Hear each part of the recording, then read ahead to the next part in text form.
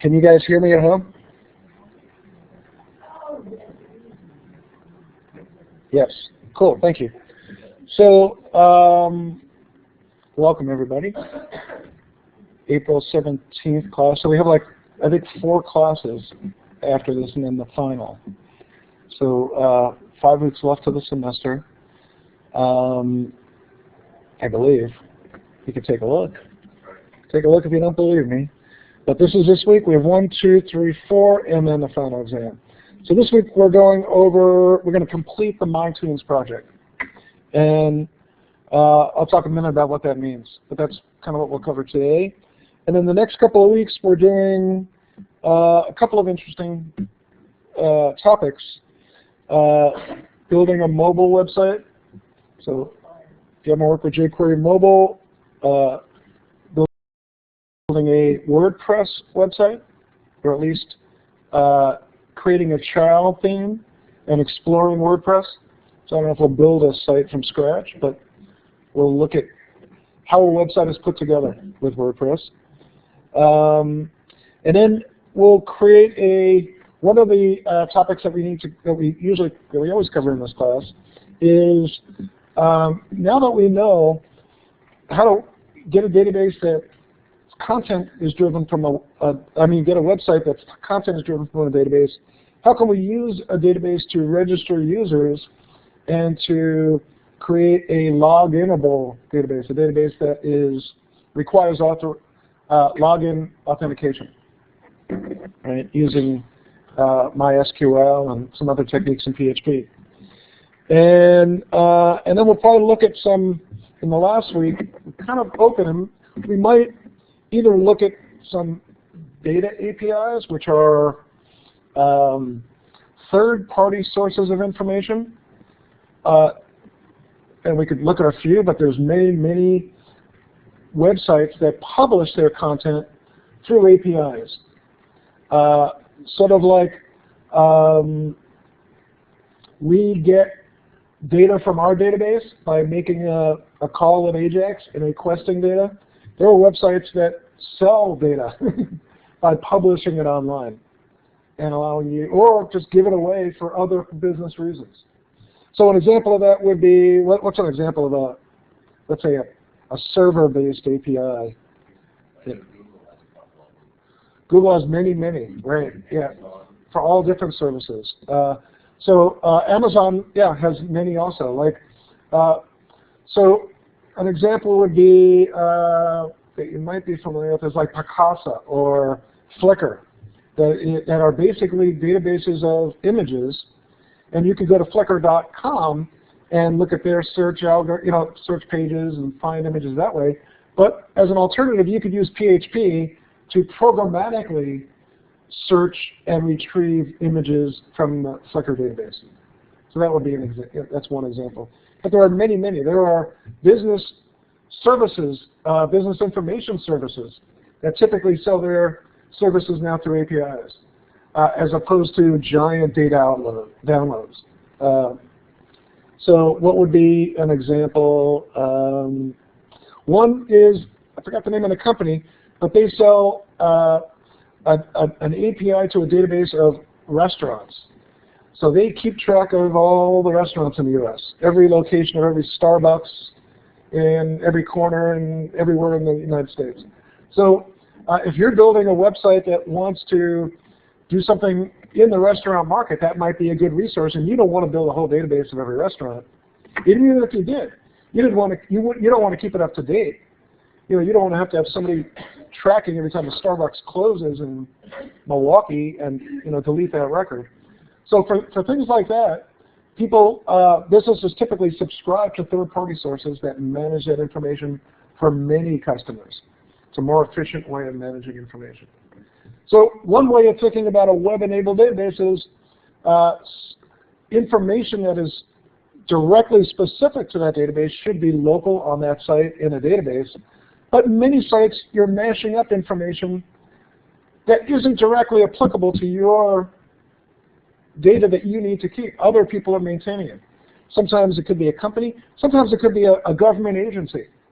right? Most government agencies now are publishing APIs. Santa Rosa publishes APIs for real-time bus information. You know, where's the number 4? Is it, you know, is it still on Montecito, or is it going around the JC or whatever?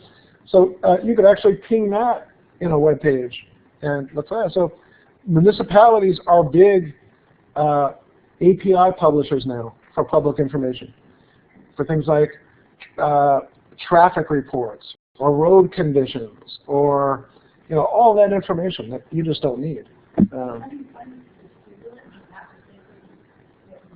You have to know what typically you have to know what you want. And so what would be a good example? Let's say you're doing research at a university, and your paper requires that you correlate some things that are going on with the weather, right? So 15 years ago, before the internet was as robust as it is, you literally had to go and find that information in libraries and put it into spreadsheets and track it yourself. Now almost all the National Weather Service allows you to go to their website and put in a query and get a series set of data. What was the wind conditions in Cleveland every day for the last 100 years or whatever. You can literally do a query like that, bring it in to your website and mash that up with something else to produce more meaningful information. If you think, if you think about what information is, like what's the term of information, right?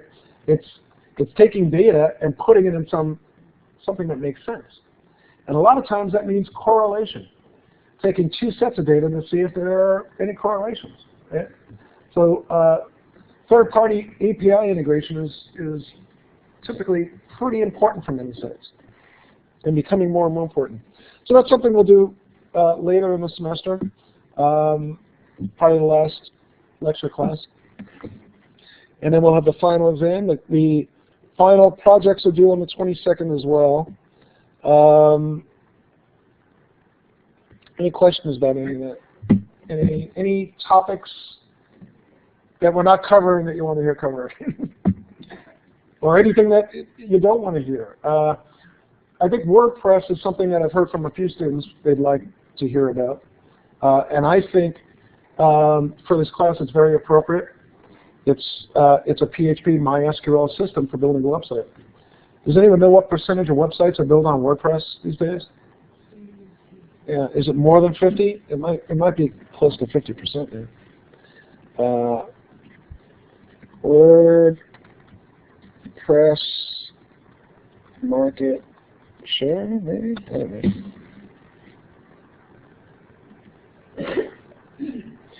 Can't be 97%, huh? Historic percentage of websites. So it's moved from 15 to maybe 17 or 18, maybe from 16 to 17% just in the last year. So it's under 20% though. It would surprise me actually. So is that like a framework? WordPress is a blog system that has grown to be more of a to be used more as a content management system. So is it a framework? Yeah. I'm sorry? Yes and no. Yeah, I guess it depends on how you define a framework. But it's a framework for delivering a content management system. Content management system is a system designed to produce a website where you're not really coding in HTML pages, where the system itself puts together the pages based on the content that's been entered, basically is what it is. So, okay, so any questions about where we are? We took a week off from the MyTunes project, but we're going to go back and finish it now. Does that make sense? And when I say finish it, I don't really mean, we're not going to, so what we're going to do today, let's see where it is now. This is where we left this project 2 weeks ago. And we actually had a bug, right? It wasn't loading the information, which we have to correct before we go forward. But the way this is supposed to work is, bless you, is at this point we're able to click on an album and list the tracks. And we also, if you remembered, on April 3rd, we added the ability to add a track to the track table, right? What we're going to do today, after we fix this bug, is to allow the ability to update or delete tracks once they've been entered. Okay? So we'll have all of the CRUD. You'll have examples of how to create a record, like adding a track to an album, how to read a record, which we've done throughout this application, how to get the data onto the web page, and then now we're going to learn the U&D, how to update a record using Ajax, and how to delete a record, which is pretty straightforward. So, but that really gives us just a semi-working application. We'll see when we get done with those steps. And the point, the reason I'm bringing up that point now is this MyTunes application is perfectly acceptable for your to use as a start for your final project. That's what I designed it for. So it's not finished. There's a lot more that you could do with it. I just take it far enough to show you pretty much every technique that we need to cover in class. You know what I mean? But there's a lot more you could take it. And if that's what you choose, I guess the point I'm making is if you want to choose this, it's available and it's perfectly okay. And there's a lot you can learn and demonstrate your skills by, and I can make some recommendations on features we can add to this that would demonstrate those skills, I guess is what I'm saying. So that, so for your final project, many of you have thought of things you want to do on a personal basis, or maybe things you have to do for clients that would fit into the topics of this class. But it's perfectly okay to just take this project and add 3 or 4 more features and have that as your final project. Yeah. Now those features have to fit into the rubric of the final project, right? But that's okay. So, and it's also okay to take this project and change its content. You know what I mean? So, if you're not interested in music, you could change it to something else, right? But it would have to kind of fit into at least a master detail kind of pattern. Does that make sense? So, but there are many, many applications that do that. Teams, players are a master detail, right? You know, and like I said, there's HR departments. Every company has departments and employees. That's a master detail relationship. So, question? How do you find me again? It's just my name with a hyphen. So it's right here. And the best thing to do is grab that tag. So go here, and you could grab the April 3rd tag. You could click here, and you could download the zip files right from there. And I think, yeah, I think that should, I'm pretty sure that should work.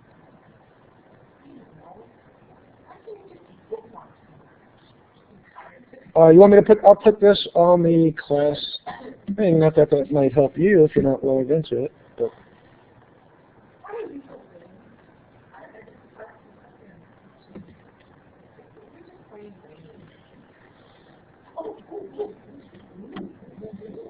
Okay. So, so let's take a look at this thing. So, we had this working when we left on April 3rd, I believe, right? Yeah, what was the bug that we were having? So now we have a bug. It's not the track list, is it? I don't think it's in the track list. So how would we find out what our bug is? Right? Well, first of all, how do we know there's a bug? Nothing's displaying. Our default behavior is we should get at least the jazz artists to display here, right? If we go over here, you know, nothing is working. We're not getting any. We're not getting any artists. We're not getting any albums. We're not getting any tracks. So how do we know that there's a problem? How do we know we just didn't delete everything out of our database? before we open the site? Yeah, that's one way. Yeah, so we can look at the debugger, Paul, and how would we know that there's how would we know that there's so if I click on the console, I get an error. Right? Well, this object is Creating the object, that's what we want. yeah, so I create the I actually console log the object out. So that's my if we go to line 111 in our code, let me bring up the code. And this is the current state of the code. And if we go to line 111, you can see here where I actually type in console log.music, and that causes this behavior. And I do that just for debugging. So while I'm in development mode, I could see the object as I'm debugging. But Paul made a very good point. So what do we have that's in red here? Cannot read properties. Yeah, so that is what is it? It's a JavaScript error, right? And it's saying that the error is in the jQuery file. Well, we didn't write the jQuery file. We just downloaded it. Does that make sense? Right. And we know that there's no bug in the jQuery. At least we could assume that this bug isn't being generated by jQuery. It's by something that we did. So what happens here is what caused this bug is data. I entered data after we finished last week. I entered a new artist, I believe. Yeah, I entered, so We did rock or something. yeah, I entered somebody somewhere out here, either a new world artist or something like that. To add a new genre. So this is to add a new genre. But last time I added a new artist. And one thing we need, and what's causing this bug, what's causing this error, is that jQuery can't figure out a length. And a length in JavaScript or in jQuery is typically used as a property of an array. How many members are there in an array? And when jQuery doesn't know length, it means that we're probably doing something with a series of data, and maybe we're asking it to loop through a series of data, but maybe there is no series of data where we're asking it to loop through, right? So if we go to our code and just try to take a look, we'll see kind of a pattern in most cases, right? So what do I mean by that? When we show, where's an example? When we show the list of artists, what do we do before we iterate through each artist? What does this code block do? Yeah, so this code block is designed to show the artist, and it shows the artists and albums for each artist. It shows that in a separate function. This is a function call to a separate function. But you're right. Part of showing artists is to show albums, but we do it in a separate function. But in this block right here, what is the logic of this block doing? It's really doing two things, right? First, it checks for something, and then it does, what does each do? It's an iterative loop, right? So why loop through the artists without first checking to make sure that there are artists in this genre? So we build an index first and then we loop through the index. No, this doesn't fill the index. This checks to see are there any artists in this genre. If this object, what is this? This is a JavaScript object that we created. It's a structured object. It has genres, artists, albums, and tracks in a structure like that. So before we loop through artists, we here check to make sure that there are artists for that genre. If there isn't, then we might get an error in here because it's going to say, oh, how many times do you want me to loop through? There are none. And we will get that error. So when we first load the page, there's nothing in the index, is what you're saying? no. What I'm saying is, later on when I show the albums, I don't check first. So on the right here, let me try to get them both on the same page. Okay. In the artists, I first check and then I iterate. Why do I check? To make sure that there's any in there. If there's none in there and you try to iterate, you're going to get that length error. Okay? So later in that same code right here when I call show albums, I iterate through albums, but I do not check to see if there are any albums for that artist. So there's no if statement. So last week when I did this code, it didn't break because all artists had at least one album. After we did this code, I added an artist without adding an album for that artist, and the result is this. So what does that mean? In a client-server application, it's not just your code or the client that could be a problem. It's how that code works with the data. This code had no errors. I didn't touch the code, and now it has an error. Does that make sense? Yeah. Conditions change because you're dealing with a dynamic, you're dealing with a dynamic database. Conditions change. You could have everything working on Amazon, and then no errors, because orders, we spent billions of dollars and the smartest people in the world to create this gigantic bookstore online and all that. But conditions can change in the data, and they might uncover bugs that they have to fix, even though they didn't encounter those when they originally built the site.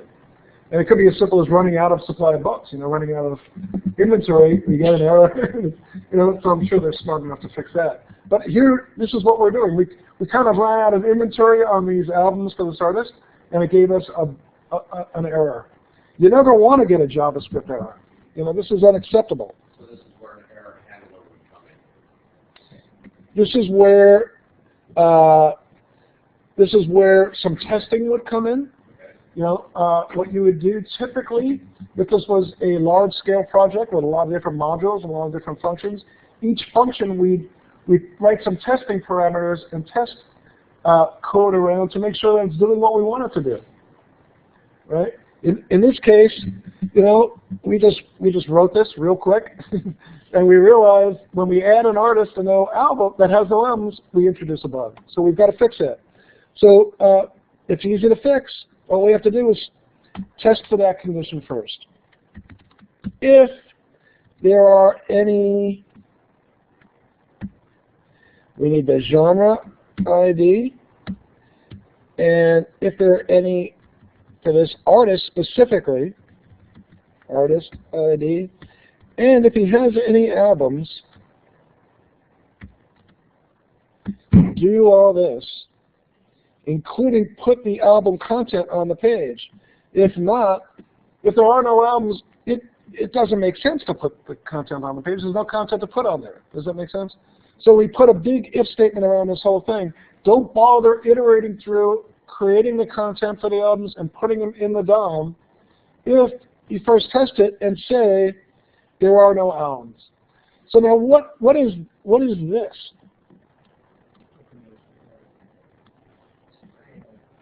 It's a string? Yeah, it's not a string. It is so we know Paul is on the right track. We know it's a conditional. Yeah, the if statement is a conditional statement, but in the parentheses of an if statement goes the conditional operation.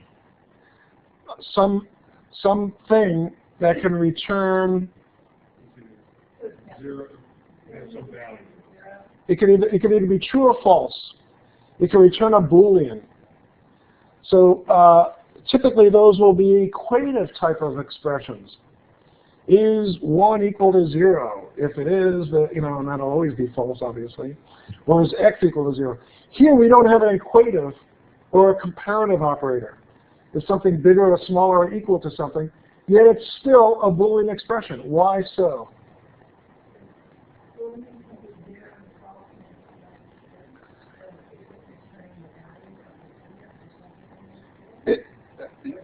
If there's nothing in there, it's going to return a null, which Boolean-wise will be a false. So you can use you could use a test condition without even an equation. I could say equal null, or not null, is not null, and then it would equate, right? But you don't even have to do that. You could just, if there's no data in there, it'll return false. If there is data in there, it'll return the data, which we don't care about as long as there's something there, and it'll equate to true in the context of the conditional statement. Does that make sense? So, so this is an expression that just returns a value, and if that has a value, it'll be true. If it doesn't have a value, it'll be false. We don't care what the value is. To me, I would flip the line 67 to 66 and test before I even. You're a genius. Why do we have half of a tag? You're right. That would create another bug. Where? If you return it, you have a problem. If you don't return it. Yep. So Paul brought up a very good point. I put the if statement in exactly the wrong spot. If this equates to false, in other words, there are no albums for an artist, what would happen in that case? Well, in this case, it doesn't look like anything would happen because we don't return it. you return Yeah. your content. Right. Right. But we'd have created a variable that we would not use, essentially. So you're right. It wouldn't be the end of the world. We don't add it to the DOM, but we come pretty close to it. It's a logical error. We don't even want to start creating that variable if there is no albums. Very good. Thanks for catching it. Does that happen up in the other function of all? Let's see that. Oops. So so you're right. I did it up here. That's why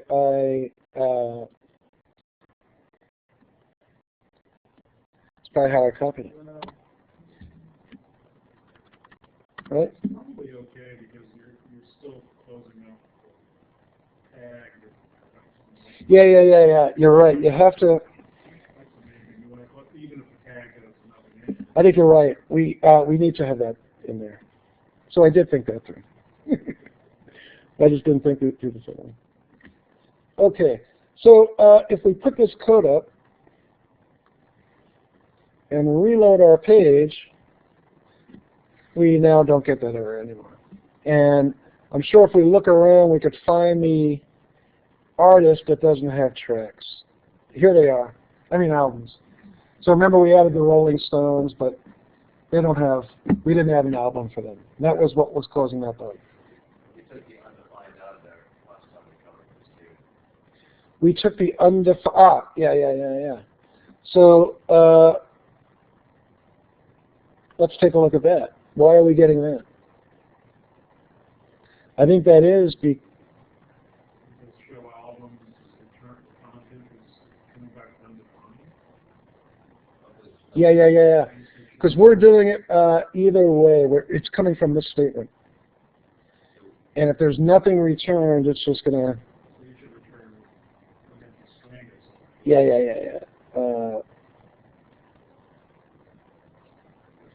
Yeah. Else.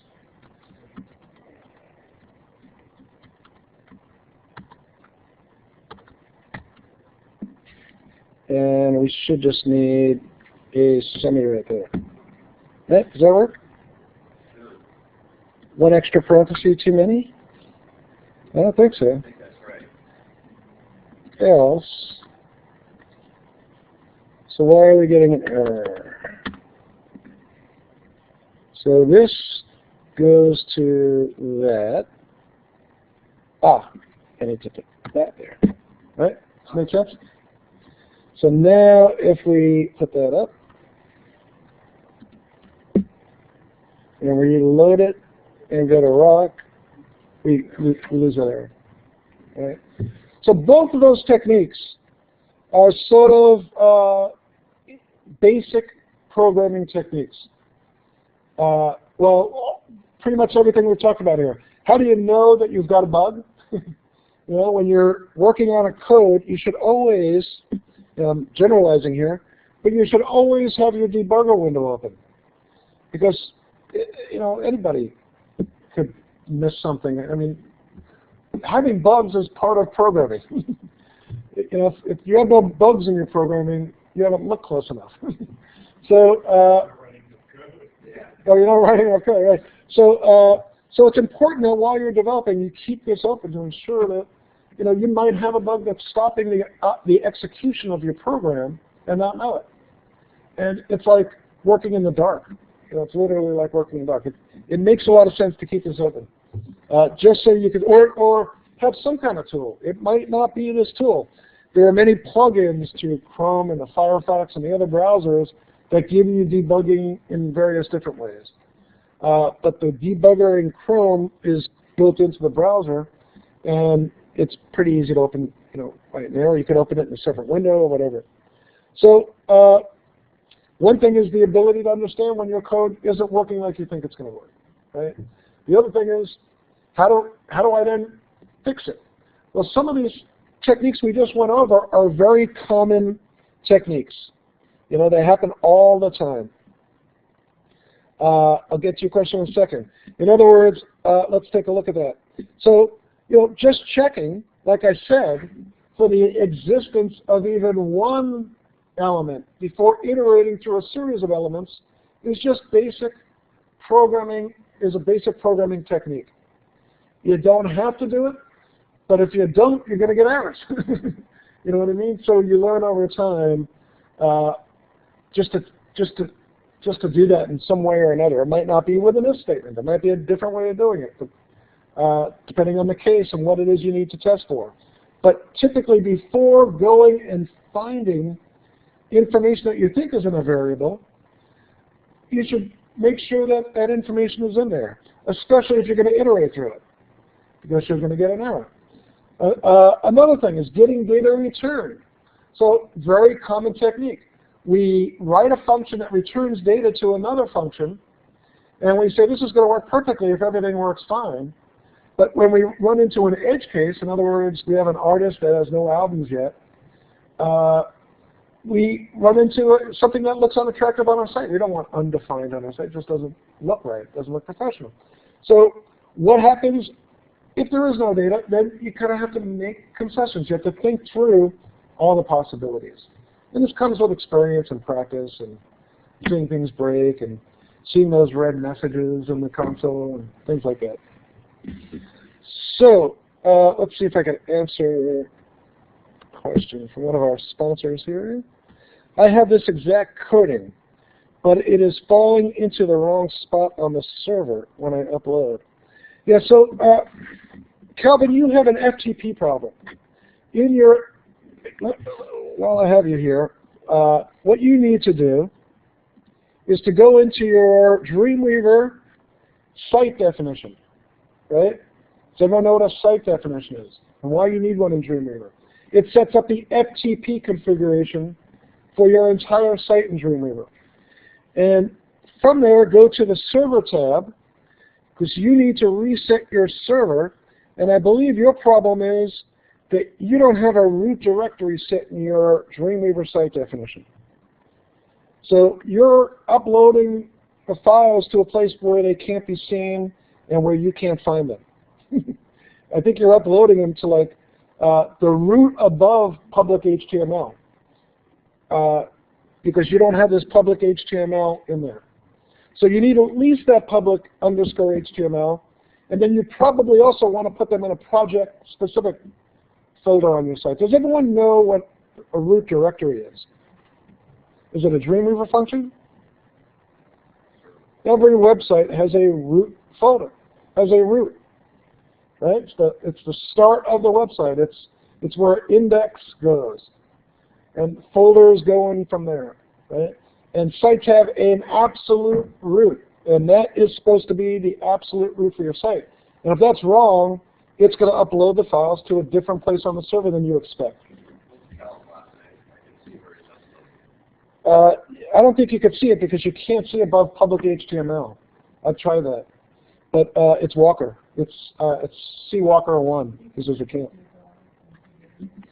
Yeah, I was unable to get there. Maybe you could get there. I tried to get there with FileZilla, and I couldn't get up there.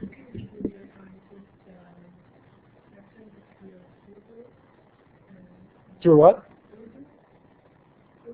Fugu. Yeah, I couldn't get there. I mean, I could. I have a bunch of trouble with FileZilla, and I think what happened is when they changed the server to S53, Right. it like threw away the acknowledgement of my password or something. Somehow Yeah, sometimes there's an SSH file on your computer that stores the credentials. And all of my big thing was I had the wrong password. So Right. getting my head against Yeah. the wall because I hadn't remembered it. Yeah, because it's in that file that no longer applies, right? But I finally got it working. So I don't know if this is going to make a difference, but he's putting music tree PHP in his root. And then in his PHP folder, he has get music and new genre. Yeah, so that's correct. You know, that's the way I have it. In PHP, I have get music, new genre, right? But what was the first thing you said? Music tree doesn't matter. It's just a utility.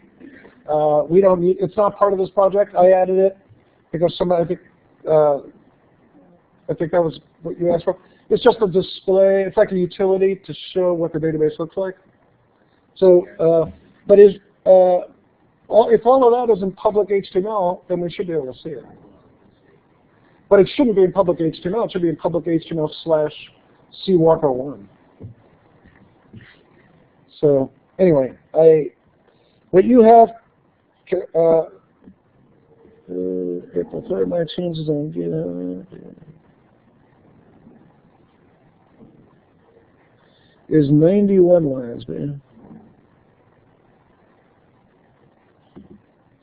Yeah, so Joe, I didn't include the, yes, that's what it should be. Well, I don't think you need the CWalker. Just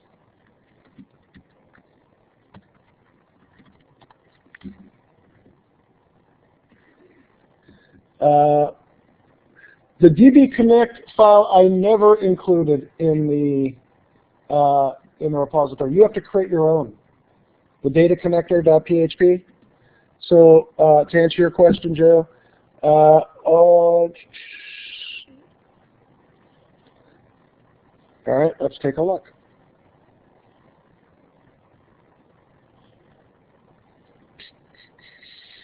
Browser. If I go here.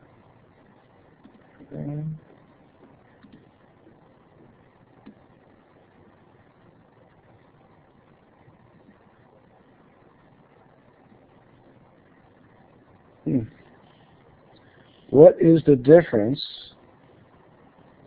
between this file and this file? So this file is 118. We have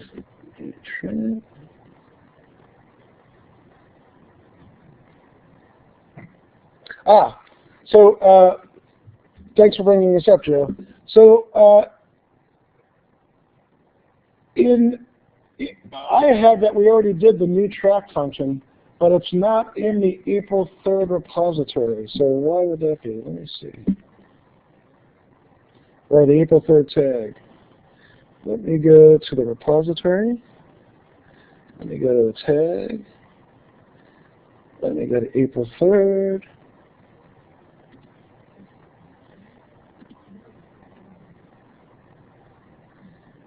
Show tracks is in there. Yeah, so, but add a track is not.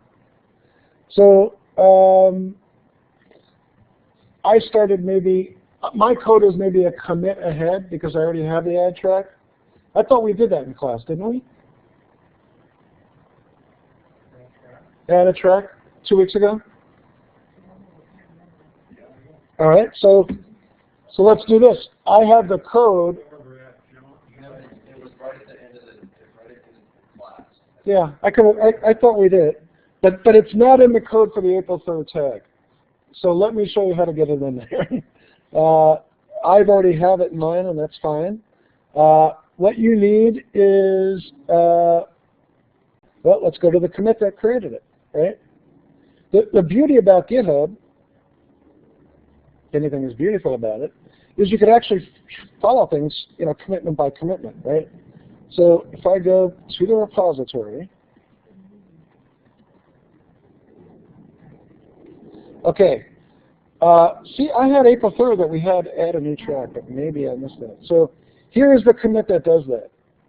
And this code is what, this is the step that demonstrates the code that creates the add a new track feature.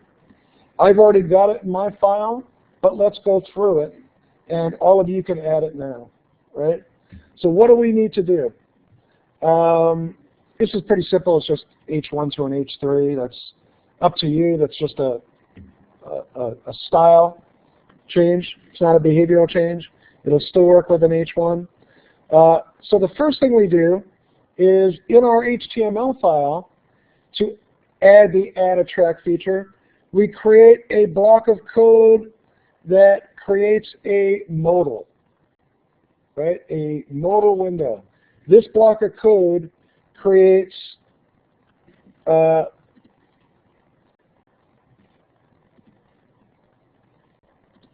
tracks in there. Here, that is tracks. That code there creates this modal. This is a modal window, right?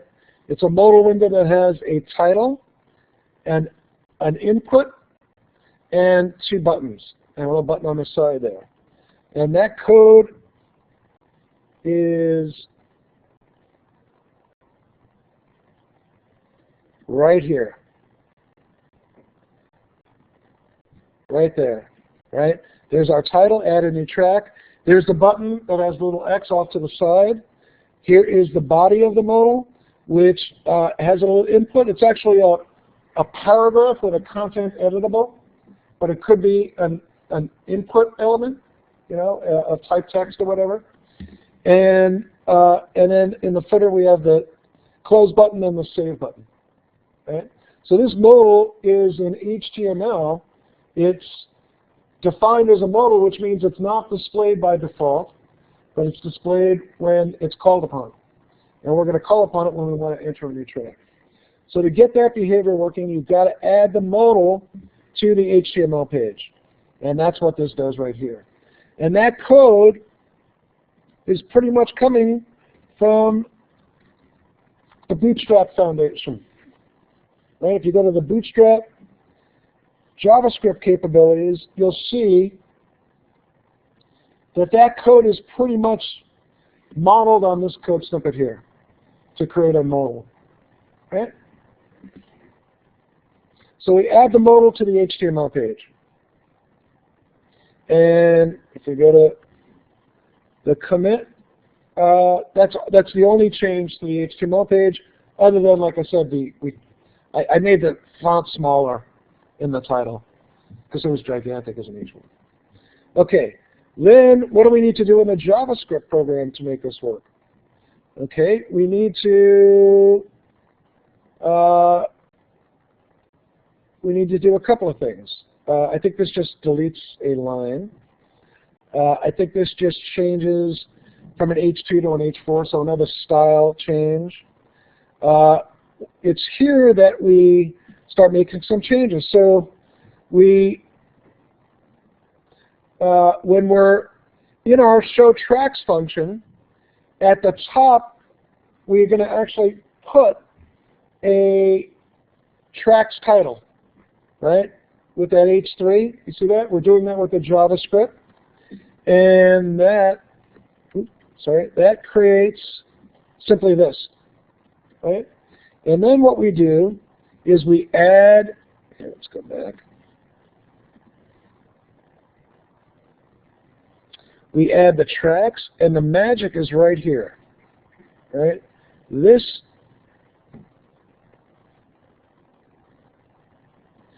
button right here is what activates the ability to add a track.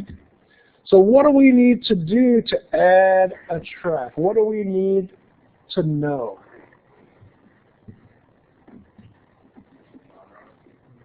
We need to know its parents. Yeah, we need to know all its parents. So what we do is we put the data. What do we need to know about any of that information? Do we need to know the whole thing about what album it is? Just the ID. Remember, every record we've created has a unique identifier that was created by the database using the auto increment feature. So we have a track ID, an album ID, an artist ID, and a genre ID. So if we are able to, when we're adding a track, know where we want this track added, right? We have to know that.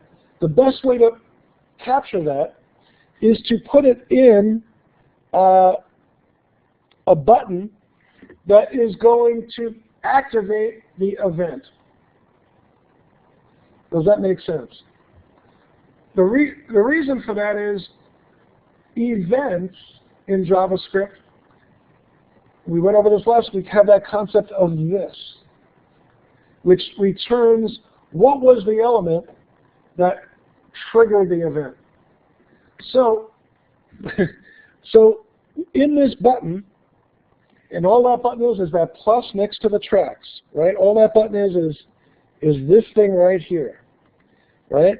And keep going back and forth. How do we know that? It's really, it's hard to see in this because it's off to the side there. It's really the A wrapped around this icon, the icon plus. The icon plus creates the plus. The A around it is the element that is going to be clicked on. Right? That's where we're going to put our click event. And to get it ready for a click event, we give it a ID, right? So we can address it directly. The ID is plus track. Just a name I made up. It's just a variable name. But we also, in attributes for that A tag, I insert the IDs to give the context of where, should somebody add a track, where this track needs to be added, to what album. Does that make sense? So, So you're pulling up information that you've already generated. I've already got this data. I insert it into attributes of the button. You click on the button, and the this object in the event handler that takes over after you've clicked that button has access to that data just by referring to this and its attribute. And I'll show you where that is. Right? So down here, after we click on, this is the code that gets executed when we click on that plus. And when we click on it, we could then put the data IDs, we have access to them through this. Look at this, which is that plus button, and get its data album ID attribute. And put that in an attribute now on the new track button. What is the new track button? The new track button is that. So, the data for the context, what genre, artist, and album does this new track belong to? When the page is set up, I put it in here, because, I mean, when the album is clicked on, I put it in here, because we know what album it refers to. So I put 3 attributes in that element, and if you want to see it, you can see it. Let's inspect that element, look at it in the HTML, look at it in the DOM, and you could see, I could actually see my data. Does that make sense? I could see that I'm looking at genre 2, which is rock. Genre 1 is jazz, genre 2 is rock. Artist 3 is the Beatles, right? It's Miles Davis, John Coltrane, the Beatles. And then album 3 is Magical Mystery Tour. So I'm looking at the tracks for Magical Mystery Tour, and all that contextual information is literally embedded in the DOM for that button. When I click on that button, I take that information and insert it into the DOM. Oops, and insert it into the DOM for this button. So let's inspect this now. This button, the A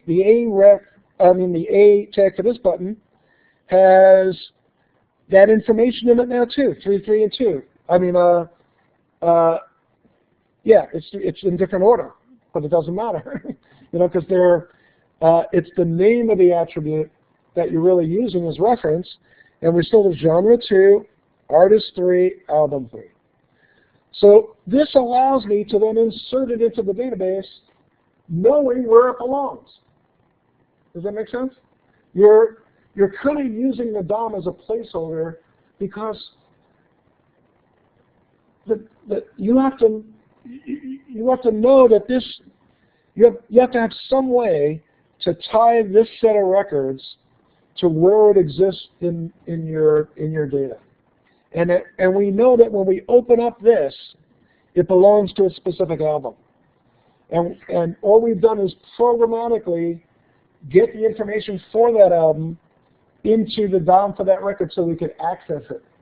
And ultimately what we're going to do is insert it into the database. So let's go back here. When you click on that button, we get all this data.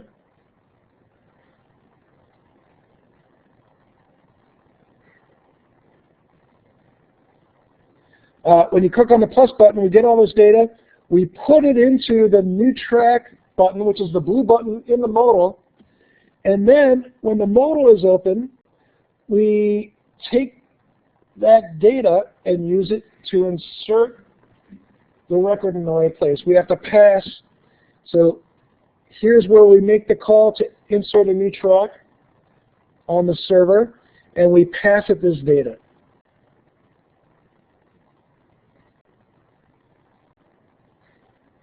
Right here. We say put it in fact, for the purposes of inserting it into the database, we don't even need to know what genre it is because each album has its own unique identifier. Does that make sense? But when we insert it into the data object in the browser, we kind of have to know where it sits in the hierarchy. So, so where do we do that? We create a new track data object right here, and then we add it. So we go to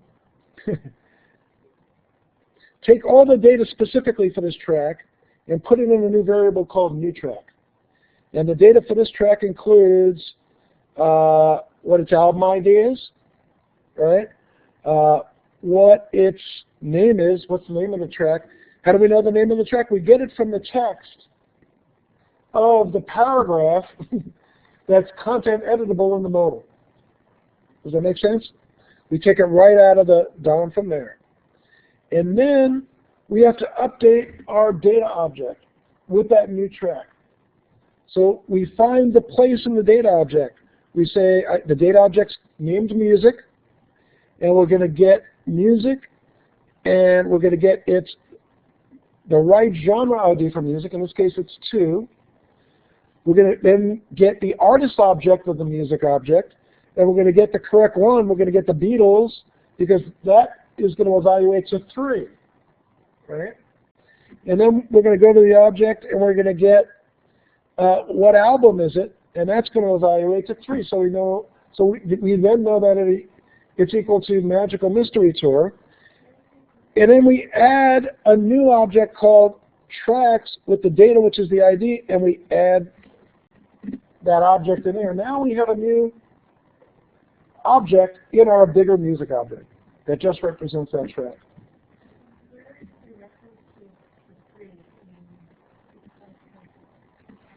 The reference to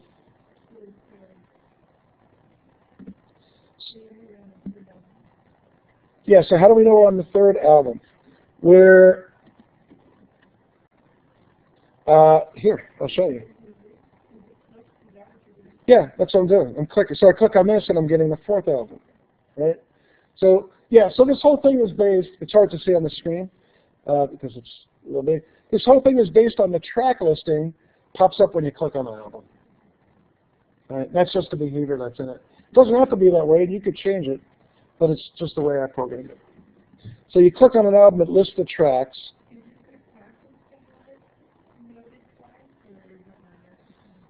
What do you mean by noted twice?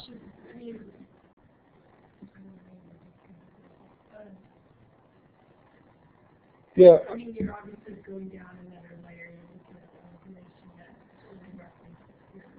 Well, it's a good practice. It's very common practice. Not, you know, A database is useless if you show all of it, right? There's too much information, right?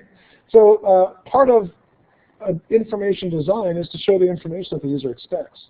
You know, you don't expect in iTunes, in something like iTunes when you launch it, it doesn't list all your tracks, it lists your albums, you click on it and lists your tracks, right?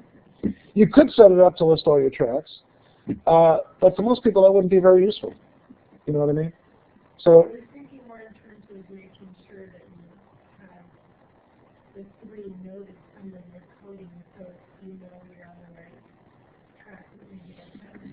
knowing you're on the right track is important for this example. It's kind of a pun. But so here, if you, where is that information noted? It's noted right in here.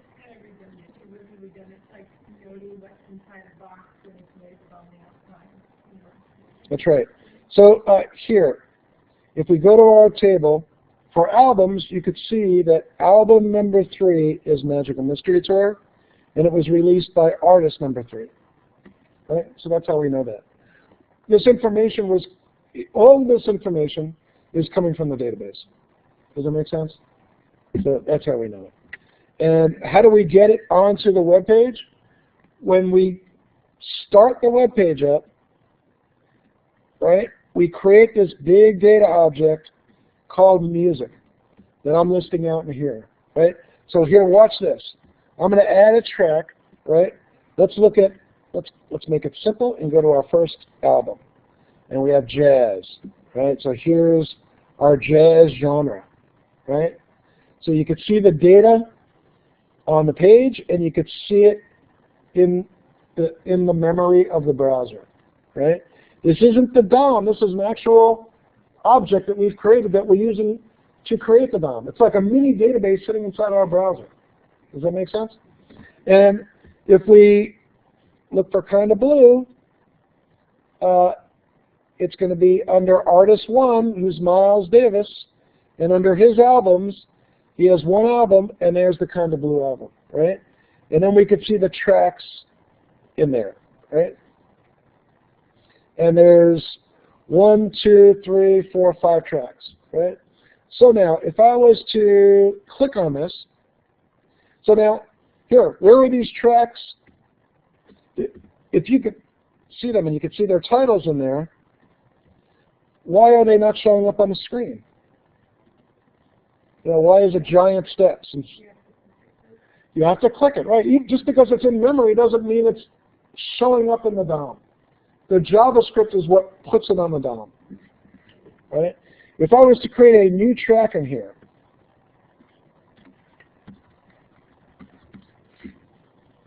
and save it, right? Here's my new track. It's now part of the DOM, right? I don't think that this object gets updated. You know, I only display it out to the console log once. So it's not going to update it in here.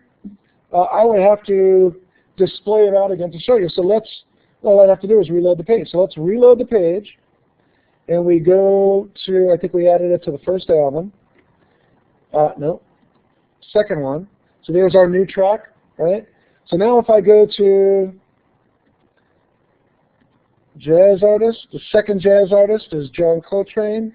He has one album. I go to his albums, I look at the tracks, and he has a new track called New Track. Does that make sense? So anytime anything happens on the page, I save it to that object, and I also update the database. And then I also refresh whatever on the page needs to be refreshed, right? So as you could see, if I add a new track, it's updated immediately, right? It's not on there now. I click, and now it's on there. I don't have to refresh the page for that. I don't have to refresh the page to get it in the object. I just have to refresh the page to display it in that object because I have the display earlier in the code. That's the only thing. So,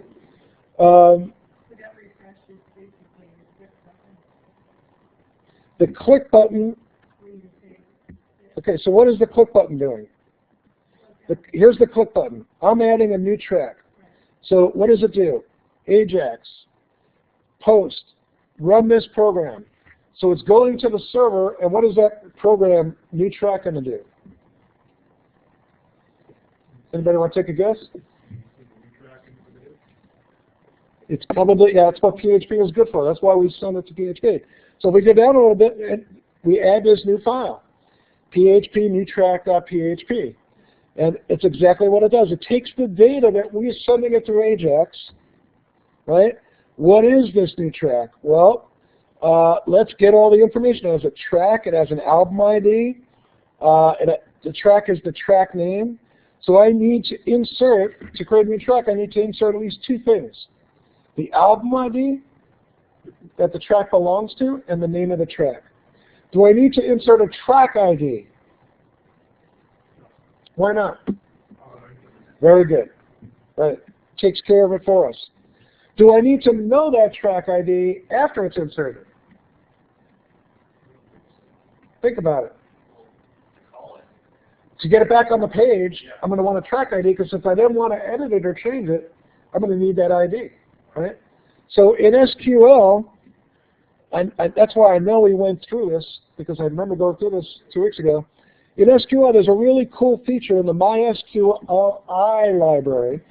It's not available in the MySQL old school library, but the MySQL the improved MySQL library in PHP, has a feature that when you insert a record into a table that has an auto increment, you could, after the insert, while the statement is still open, you can refer to the statement's insert ID. And that will automatically return the auto increment ID that was created for that insert. For that track. I don't know what it is. It's 38 or 39 or whatever they're up to now. But that is a way, this is a very, very cool technique. It's a cool feature in MySQLi. It gives you a really nice, clean, round trip type of behavior. You insert a record, and the database tells you, I inserted it here in this draw, this spot. And I gave it this ID so you can refer to it. So this insert ID is a property of the MySQLi statement for insert statements where the insert created an auto increment. And then we're going to return that ID back, right? I'm going to echo that back to the client. I'm going to let the JavaScript program know that the record was inserted and it has this new ID. Okay? So now we go back. We go back here, and when we insert that new information into the object, we now know that key, right? We're referring to it as data here because data is the variable name we've given to all the data that was returned from the Ajax server, right? So the Ajax call sends the data. The done function of the Ajax call waits until it hears back from the server. And when it hears back from the server, the value of data is going to be the value of whatever was echoed back by the server, in this case the track ID. So we now know the unique primary key of the track we just inserted. It's referred to as data here because it was returned via echo from the server. And then we use the data, that data value as the index for the new track we're adding for that album. So now the object that's sitting in memory of the browser looks exactly as if that record existed when the page loaded, even though we inserted that page after the page loaded and we didn't refresh the page. Does that make sense? We're keeping track of it. We have 3 pieces of information at any one point in time. We have information that's in the database, we have information that's on the screen, and we have information that we're maintaining ourselves as programmers in this one variable, this one object called music that we have sitting in JavaScript in the browser. And it's our job to keep those all in sync. If we add a new record, we have to add it to the object and add it to the database and add it to the page. If it belongs on the page, it's part of that album. If we add a new genre, we have to do the same thing. We have to add it to the database. And that way, our page never has to be refreshed. We have a live page. And we can add albums, add artists, without refreshing the page, and the database gets updated. If you weren't able to do this, you can add, let's say, an album, and then when you go to add a track, if the page doesn't know about it, it would break. It wouldn't allow you to enter it. So, or you'd have to refresh and go back to the database and get that album before you could enter a new track. And the beauty of Ajax is you don't have, the programmer takes responsibility for keeping all the data up to date as the user expects it. And it's not required for the page to be completely reloaded to be consistent with the information that's inside the database. The advantages are you have nicer, cleaner interfaces. You don't have the type of interface where every interaction requires a complete page reload, which is typical of first-generation PHP pages or sites, like Kate, like our test system, right? In essence. So, a couple of techniques here that are kind of tricky. One is having the data object is cool, but we still need on the DOM to have some context of what this data means for us to have interactive objects that allow interaction with the data. In other words, there are objects on the page that need to be data aware, and we typically do that, or I've done that in this example, using special attributes that I call data hyphen, and I just give it a variable name. And those attributes are sitting in the DOM, they're part of the page. You could see them by inspecting the page, and they just give context to that element on the page. And typically you'd use these in elements that have the event handlers hanging off of them, because that allows you to use this to get at the data in those elements. So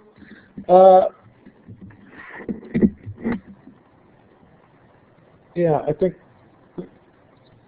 ask a question so maybe I can clarify more. I think I've tried to kind of go through it as much as I can. Does it make you look a little perplexed? Does it make sense? It might take, going through this code and trying some examples. And the modal makes it a little bit more complex because we have to transfer it twice, right? We have one button that opens the modal, but it doesn't do the insert yet. And the only reason that button has the data in it is to get it in the button that ultimately will do the insert. That blue button on the modal, right? So what do I mean by that? This button, the only reason that I put the attribute information in this button is so that it could be sent to this button. And it's this button that's really going to operate on it, and that's where the data is.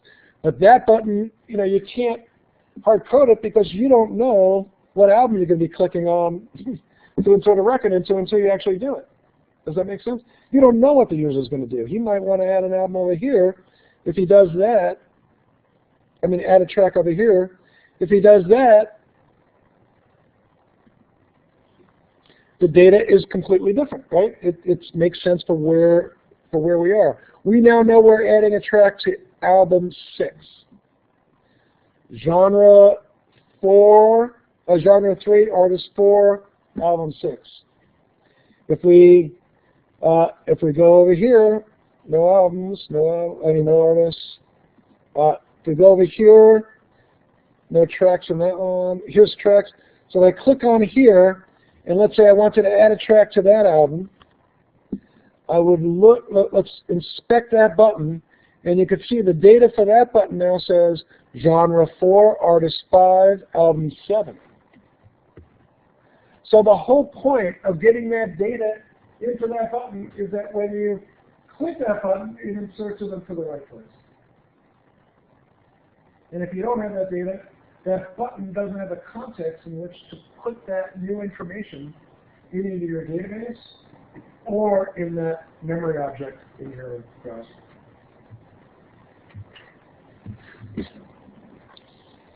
So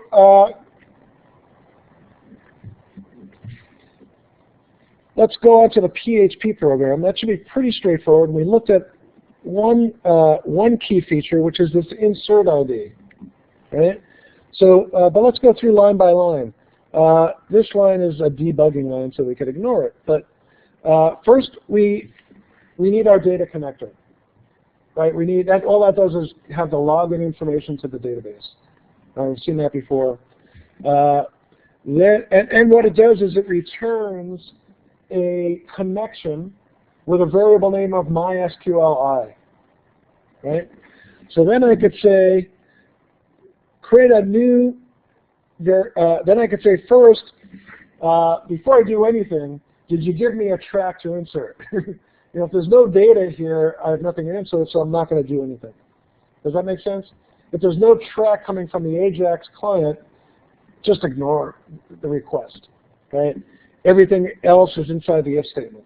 So if there is a track that came, and in almost all cases there would have to be, then create a new SQL statement, and this is the SQL. We're going to insert a new record into the tracks table, and we're going to give you values for these two columns.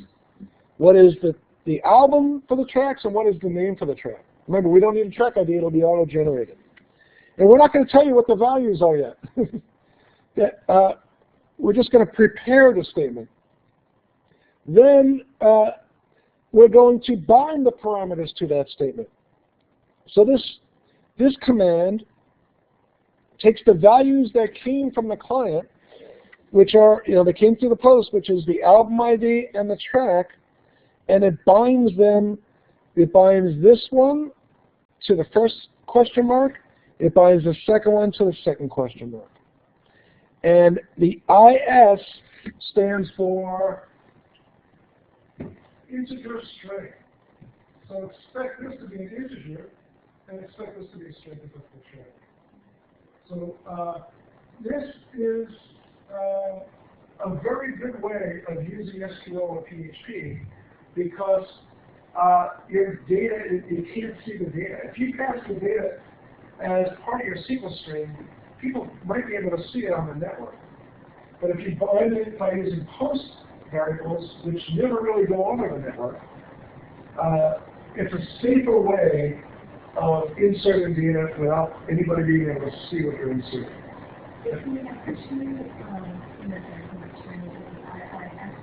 Yeah, so if we're giving it the album ID and the track ID, let's say we were giving it a track ID instead of auto-incrementing, we just do IS, but that has to correspond to this.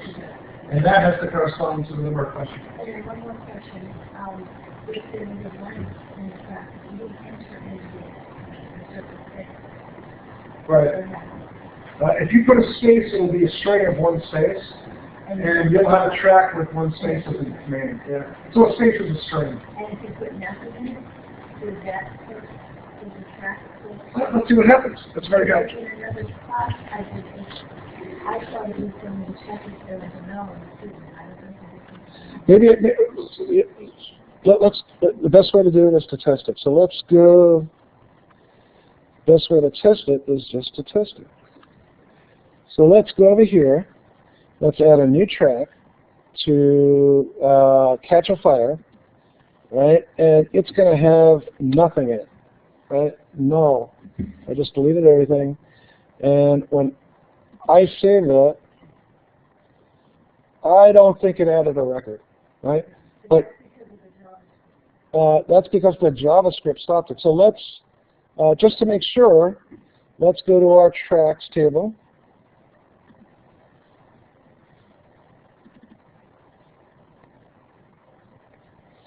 And yeah, so we didn't get any with a space. Yeah, we didn't get any with a space. So if you don't put anything in there, the JavaScript will prevent it.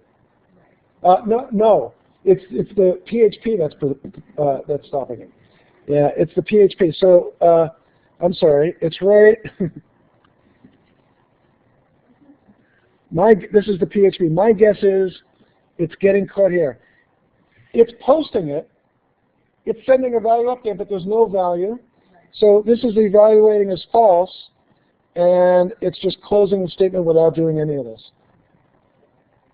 We're still doing the Ajax. There's nothing to prevent it from asking that program to submit it, but when it gets a blank string as its track name, it's there in that if statement. Then it says, don't insert a blank string into the database, is what it's saying. If you don't have any information,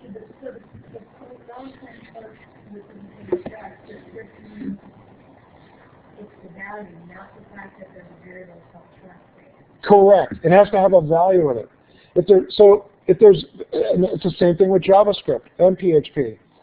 It's not testing to see if that variable has been declared.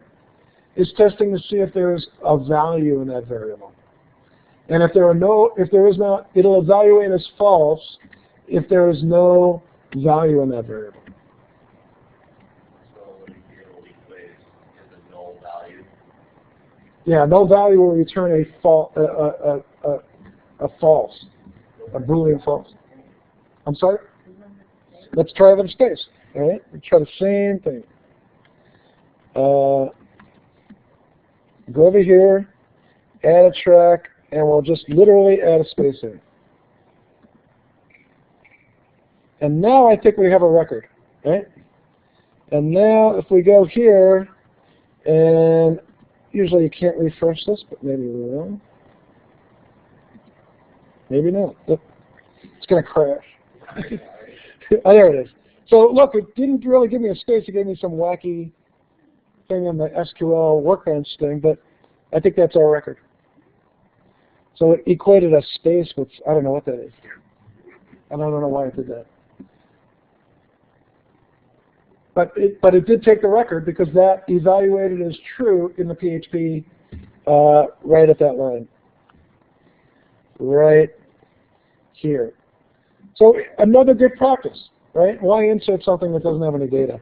So you can test for no data. Yeah, or the way I do it, one quick way of doing it is, let's just check. We need a track name. The whole reason this program exists is to put a new track in the database. If there's no track name, why do that? You know, so it's just a simple test. You might have more sophisticated tests. In most programming example, you know, remember, I'm trying to teach lowest common denominator so you get the point. Typically these things get more complex, so you might want to test in other ways. If there's a track and an album ID, if there's no, so we have a bug in this program right here. What if we, for whatever reason, didn't pass an album ID with the track ID? Can you enter a new track without an album ID? Why?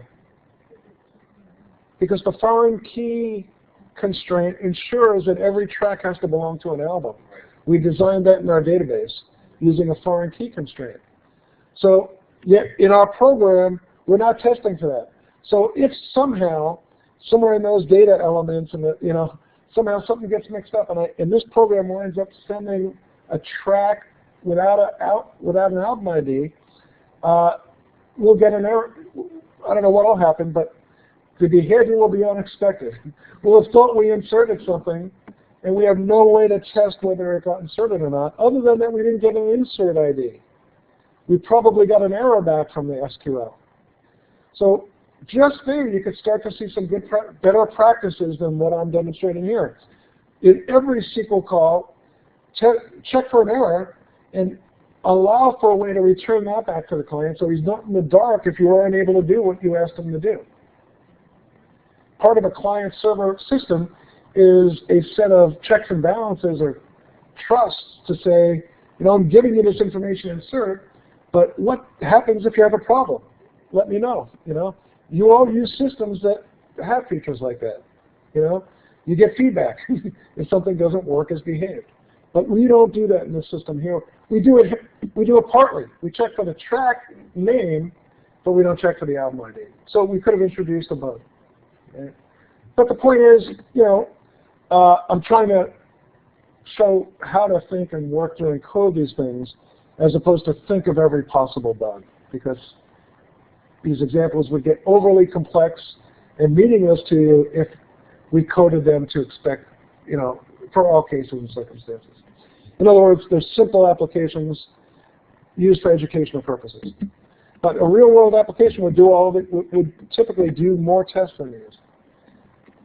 Error checking and things like that. So the database, so let's go through here. So we prepare the statement, and by preparing it, we put the framework of the statement, but we don't give it the data yet. We put question marks. Then we bind the parameters that came from the client into the statement using the bind param call or method of the SQL statement. And then we execute it. That actually submits the statement to the database and processes it. Right? And then here, like I said, I am doing a sort of cheap error checking. I say if there's an error, just echo it out, and I was doing that while I was debugging. That wouldn't really help a user because they wouldn't see it. They'd have to look in the inspector to really see it. But then I say, if you've inserted, give me that track ID and put it in a variable called $track ID. And then return that to the client. Echo will return that to the client as data, literally as call data in the Ajax call. Then close the statement and close the statement and close the connection. So on line 9, the echo track ID, is that being held in the browser at that point? Here's what happens. When you echo something back to an Ajax call, it's going to return back in here. In the function that captures the return of the server, the acknowledgement, it's going to take that, what was echoed, and the done function is essentially of Ajax is essentially an event handler, right? It is go out and do something, and then wait until you're done. And then when that done event happens, run this function, this anonymous function. So this is the anonymous function that's going to get run when we're done. That highlighted code right there. And what's special about a done function event handler is that the data in it will be the data that you echoed from the PHP program, or however you sent it back from the PHP program. It has the ability to grab data back from the server. And all you have to do is echo it, and it shows up, literally as this argument of the done function's anonymous function. So the done function is the round trip. Yeah, yeah. Done is the event that will fire when the server that the Ajax program called acknowledges that it's complete. I've done everything you've asked me to do, so I'm done. So we can say, run this function when you're done. And the way we do that is by creating a done function hanging off of our Ajax call and putting an anonymous function in there. And everything in that function will run as an event handler does when the done event fires. And not only can we put an event handler in there, we can pass it the data that came back from the server. And that's what we call data. And so what's in this data now is the ID, the new auto-incremented ID of the track we inserted. So I could then use that data. Oh, I don't want to do that. I could then use that data to,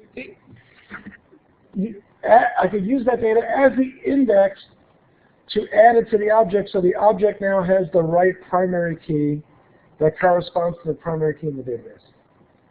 Right? If you look at our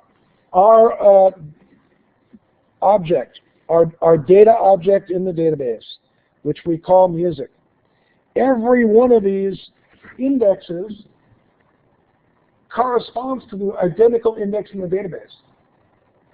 Track ID, genre ID, album ID, right? So here, we have track, here, let's do this, we'll refresh it just so you can see that object. And if we go down to world music, and we look at Bob Marley's first album, and we look at the tracks in there, you could see that 40 was what was just created. A minute ago, that was the insert ID that came back from the PHP program, right? That the event handler then pushed as the element, the index for that record. So there it is as the index, right there. Right?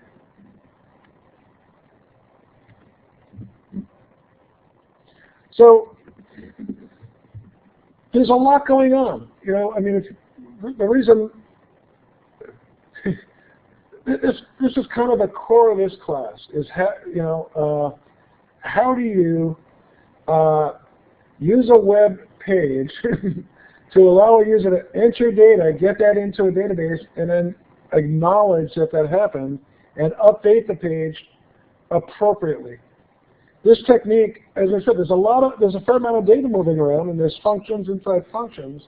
But I tried to step through it in a way that you hopefully should be able to either follow it, or by looking deep, this code is there in the repository, you should be able to figure out how it works.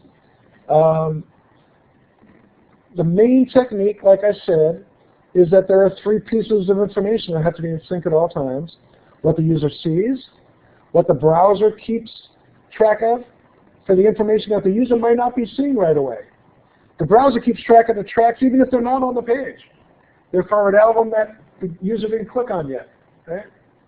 And then the database is a whole other source of information. The reason we have a database is for permanent storage, so that everybody can see that information.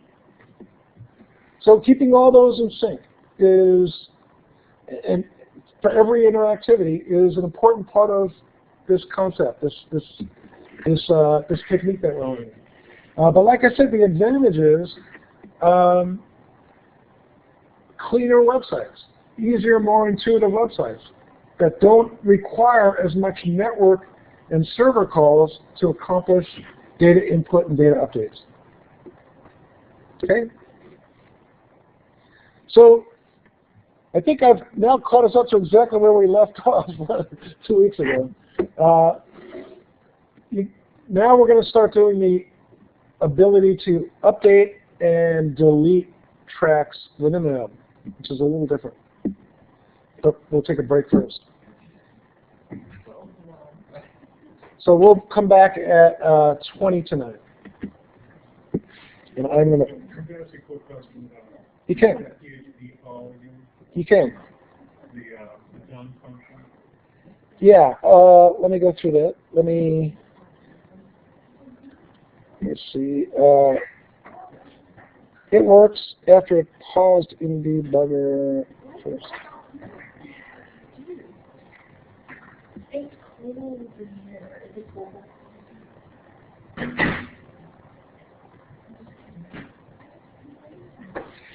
It works after it paused in... So I'm sorry, Paul. I just, the syntax of that done function is just kind of odd. Yeah. We've seen it before. Yeah, I know. We'll go through it. I just wanted to comment on it. I know it's And it might be easier to read if it's not in, if we're just looking at the code. So here we're looking at new track, and it's right but here. it's just weird. It's just kind of weird to me that it's done, and then we have a function, and then parenthesis data. Usually, when you see function param data unparam, it's usually data being passed into the function. You're right. This is sort of like it's not being passed. It's sort of being passed into the function here, but in a way, it's kind of. It is being passed. It's being passed. It's right up above. Yeah. So here's what we call that. No, these are 2 different data. Actually. Okay. This is the data. Yeah, this is confusing. So it's a little odd in this. Normally we write a function and you pass it like console log music. You're passing the music to the console log. Well, we are. We're passing the data to this function. What's confusing to you is where did the data come from? Right. The data. It's more like it's coming out of that function. It isn't. It's being passed to the function, but it's coming out of done. It's coming out of the result of done. Can you call data there? Could you call it food? You can call it whatever you want. You could call it Well, you don't want this because track ID, because we know what we're returning is track ID. And then all we have to do is rename it right over here, which is simple, which is track ID. And I think it's right here, which is track ID. And then I think it should work. We want to put it in there. We want to then add it. Yeah, I think that should work. Maybe not, but let's see. So update this.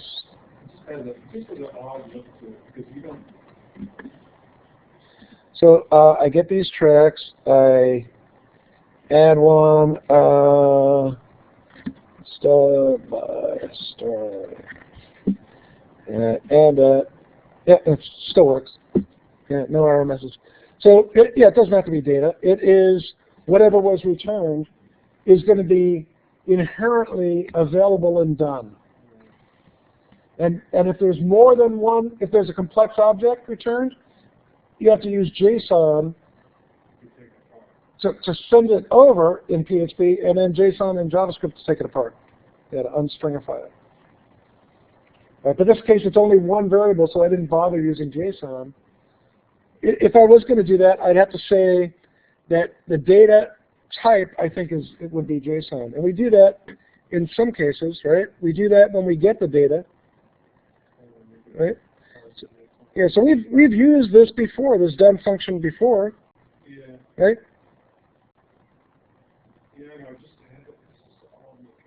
Yeah, it is. So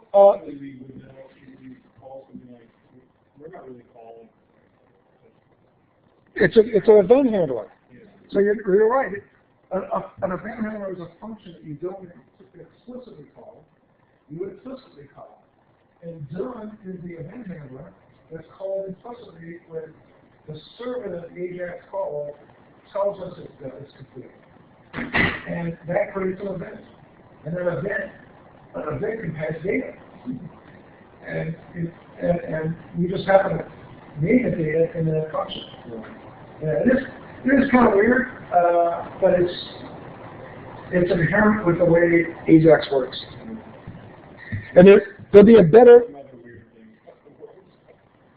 like function pointers and some other strange syntax stuff. It's kind of a weird syntax. yeah. So let's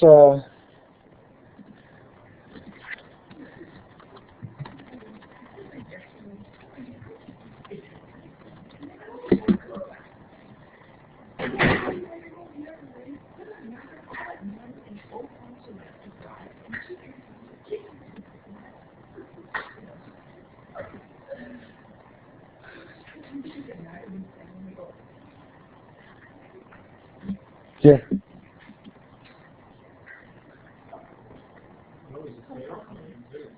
Assign handlers immediately after making the request and remember the object for this request. So you could, like I said, you could kind of hang these right off of the Ajax function. And yeah, there's a couple of them, but what I'm trying to find is here.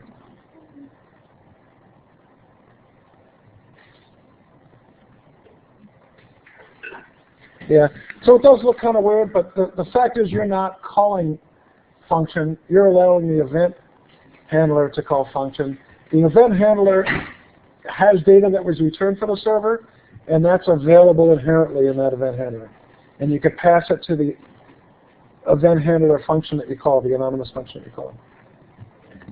Just usually, what's weird is you actually use that track ID parameter after it comes back. Right. You're not passing it in to this function that gets called. You're actually, because it thinks this function, and the data comes back inside what normally looks like a parameter list that you would pass it into. Right. Instead, that's where it appears on the way out. No, because we're Basically, when it's returned. it's really not, here. I know. I'm just Yeah, it is. trying to adapt my thinking to. Yeah. Syntactically, it does look a bit like where calling it with that data, and we're calling the anonymous function, passing it that argument. And because we're doing that, it makes it look kind of backwards, as you're saying. But the key operative is data is implicit in the done function itself. It's part of the promise that done comes with. Done, as you can see, is kind of a promise function. It's a leap of faith. I sent out a request, and I'm going to wait till it's done, and when it's done, it's going to come with whatever data it was waiting for, sent it back. What are those other ones about? Always and fail? Well, so if it comes back, so those are different events that an Ajax call can generate. Always is whether it works or not. Done, I think, is only when it works the way you expect it. Fail is when it doesn't work as you expected. But yeah, I don't know. I don't know as much about those. Promise. Yeah, I haven't looked at those much. Did I stop the recording? I don't think so. All right, be right there. Yes, Jay, can you click the last link to see what I get? It works.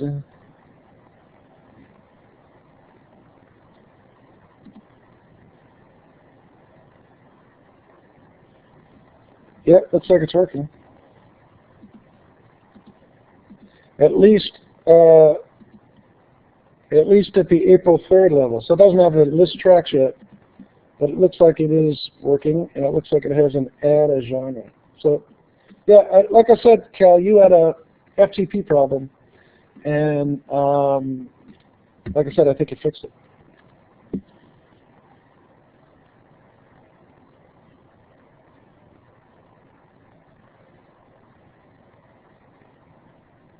Yeah, so if you're getting a paused in debugger, you might have a watch point, a set point, or a break point, or a watch point set. So and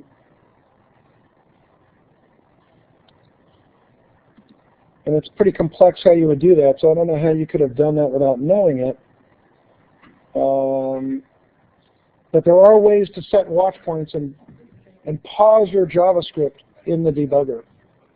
And the best way to get rid of those is go to this breakpoints and just, you might have one click, just get rid of it. You should have no breakpoints in your debugger. Or close the debugger.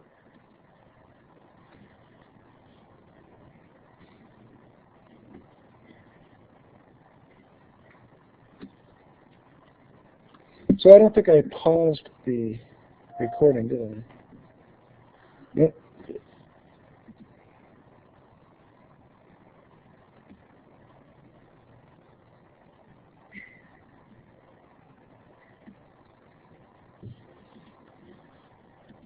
Okay, so finally there. We did this.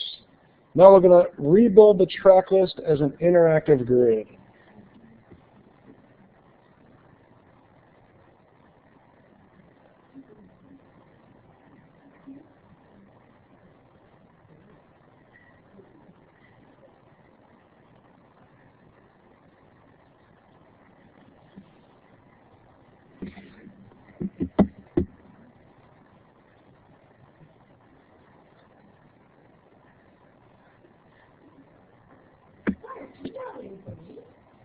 No, no.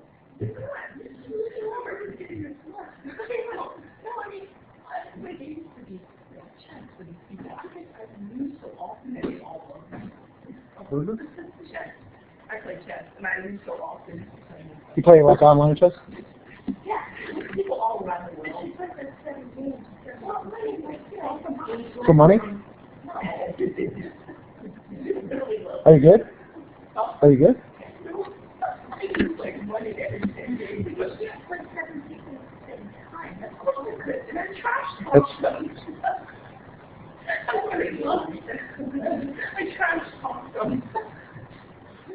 Do you play in parks and things like that? Like, where you play against multiple people at a time? No? Just online? I need the handicap face. That's some of the people all give me a clean in the beginning.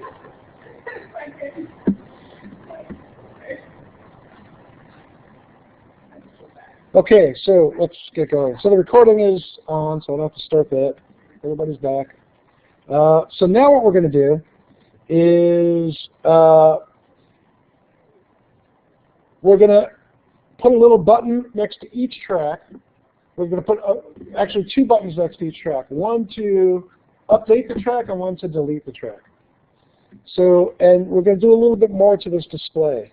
So the next step in this project is called rebuilding the track listing as an interactive grid. So what does that mean? It's going to get a little bit even more complex because now we're going to have buttons that are going to be relating to doing update and delete activities to a specific track, a specific row in a series. You see what I'm saying? So we're going to put them in kind of a pseudo table. We're going to use the grid system from Bootstrap to kind of create the grid. But the point is, not only do we need to know the information for each record, the buttons for each of those, you need to have the data that is applicable to that record so that when you click on it, it knows what to delete, just like we did here. Right? It needs the ID of that track or whatever else it needs. So essentially what we're going to do, let's look at how we do this. What we're going to do is we're going to rewrite the content in a way so that the track grid is made up of a section, which is a list of all tracks. Here's our section. And then it's going to be an article with a list. Then it's going to be, so the DOM will look like this. There's going to be a section, which wraps all the tracks. Then there's going to be a header, that H3 I think it is. Where is it? Right here, this H3. And then there's going to be, for each track, an article. So, which will only be one row in the DOM, on the page, but the section will know the genre, artist, and album, and the article will then only need to know the track ID, right? Because we know not only do we know when we click on an element what that element is, we can traverse the DOM. We can kind of say, what's its parent? So when we click on the track, we could say, I'm getting the track information from this track, from the article level, but I can also go to its parent, which is the section, and get other information that applies to all the tracks, which are the genre, artist, and album. Right? So that's essentially what we do. We rebuild it. You can see it here. The data attributes that we need to track genre, artists, and albums are kept up here in the H3, and then each track listing, which has its own article in the DOM, has its own track ID in the article tag. Right? So to make this work, and then there's a couple of other things we do. So the first thing we do, and then we can do this later, is we style those buttons so that when we have an event handler on those. This is a very common technique. I think I went over this last time we did this. When you have an A with a click event over it, or a non-A element with a click event on it, it's always a good practice to set its cursor to pointer so that your user knows that it's a clickable element. That's just no-brainer. So that's one thing I do there. These are labels, so I put a pointer at value for their cursor, so that when you go over them, the pointer shows, so you know they're clickable. Right? That's all this does. You have to kind of see it, but here, This is clickable, but you don't know it. It doesn't really have a... Here, let's do it for this. I'll do it for this, right? So here, let me show you this. I'm going to go back to the code. Do you see the behavior now? I click over that, and it's only marginal that I know that it's clickable, right? So let's change that icon. And let's make all icons. For that icon, we use an I element, which I don't even know what it means, but it's a bootstrap thing. And then we're going to say cursor pointer. And we save that. And then when we reload this page, and we got to bring that, and now we get that pointer. You see what I mean? It's just a visual clue that this thing actually is clickable. You know, and it's good practice to do. If your click event is on an A, you don't need it because A's cause that behavior in the browser anyway. But if it's not an A and you're treating it as an A, which is a clickable event, I always put that pointer on there just to give them the visual clue. So that's what that code does. Oops. In the CSS. The other thing I do here in this step, I'm not going to do it because I already did it in mine, but if you're following along at home, I add a new column to the tracks table so we could store a link to the MP3 or whatever the file is that contains that track. It's just a new column. I'm going to use it in the code, and that's why I added here. Instead of creating a whole new table, I just gave you a file that you can run that adds that. It's part of the repository. Or you could just take this statement and run it right in MySQL Workbench. Right? I can't do it because it already exists, right?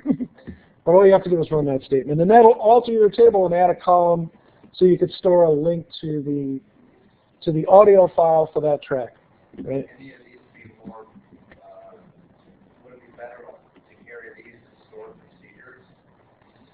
What do you mean by a stored procedure? Something that SQL you can call directly from the database. Yeah. A stored procedure is just a procedure like this one that's set up on the side, and you can call it, and it runs this query. Well, but this is a one-time thing that we're doing. Okay. Yeah. So so I'm in development mode, and I decided as I'm developing my application, I need more data in my database. So this is a one-time structural change to the database, right? But you bring up a good point. Databases, MySQL, Oracle, SQL Server, other databases have the concept of a stored procedure, which is code, programming code that you could add to the database that can be almost like an event handler. In other words, you can have like an on-insert stored procedure, so that when you do an insert in the database, it runs another function, runs another procedure. So the stored procedures are kind of beyond the scope of this class, number one. Number two, they're very different behavior. You know, a user cannot interact with a stored procedure. So a stored procedure can only contain code that's inherent to the database. It can't render a web page, typically. Right, no, it can't, but it's inherited to whatever database you're using. And its language is typically inherent to the database you're using. So Oracle has its own stored procedure language, and MySQL has its own stored procedure language. So stored procedures are good for database-specific functions.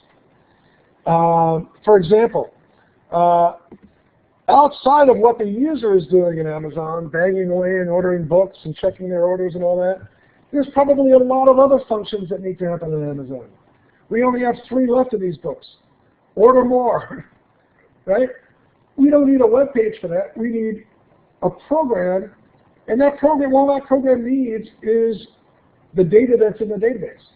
So that would be a good application for a stored procedure. Inventory replenishment, right? There's no interface. It's automated.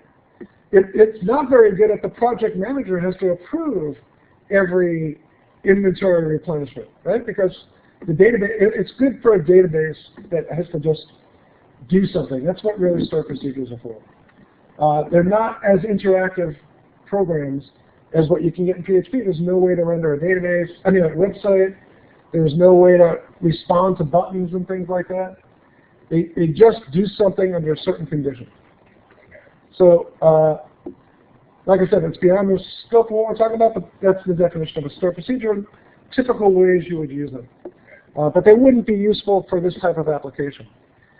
They might supplement this application with other things, like I said, things that happen outside of the user's interactions. So, but all this is doing is a one-time structural change. Let's add a new column once to this table. And I've already done that, and that's why I have an error, but if you're following along, you could do that at home. So we have a new column in our database. We have a new CSS rule that just puts a pointer on any of these elements.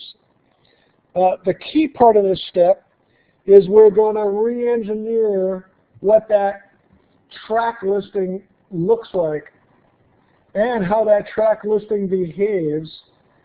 And we're going to do all that in the JavaScript program because it's in the JavaScript program that that whole track listing is generated. Right? The track listing is part of the DOM, but it comes from the database, and the JavaScript gets the data and puts it on the page. And it does that when? When you click on the album. Yeah, very good. Great. Paying attention. Right. So most of this code, so how does Git show you the code step by step? So what it's done is it doesn't know that I can change a line. The way it shows that a line of code has been changed in this commit is it puts a red on what the line used to be, and then it indicates in green what the new version of it is, right? So I removed this one line that all it did was list the track, and I replaced it with more complex content. List the track, but wrap it with the track ID in the article tag as its data track ID attribute. And then in the paragraph, one, make it content editable, which it wasn't before, which means I could change the content in there.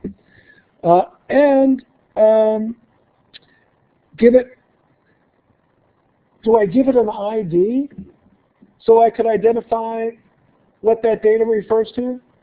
Can I give it an ID? A DOM ID attribute? I can't. Why can't I?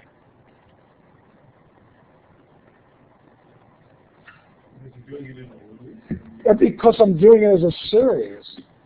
We're going to have more than one track. So those articles can't have an ID because I'm going to have more than one of them, and an ID is a unique identifier, right? I could do that. But a cleaner way of doing it, I think, or a different technique to demonstrate, might be clean or not, it's up to your choice, but another way of doing it is by just using classes, and then I could just, because these are basically data input elements, and if I know the ID from one of the elements, all I need is a class to refer to that ID's instance of that data element. Does that make sense? And we'll see that in a minute. But the point is, later, if I was to change this, the information in one of these, and there's a series of these, I need to tell the database what the new information is. But I can refer to each of these as IDs, but that runs into a bunch of issues. One, well, I guess it would work, but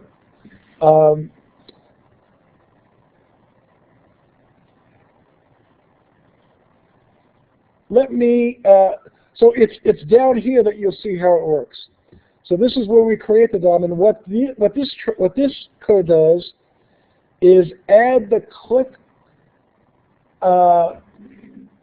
event handlers for each of these buttons. So kind of the best way to do it is this. Let's just take this code. In fact, let's do this. I have to get the view file. raw. Okay, now let's get this code, show tracks. And I am going to take, I think it's this right here. And copy that. I go my show tracks, right? And this,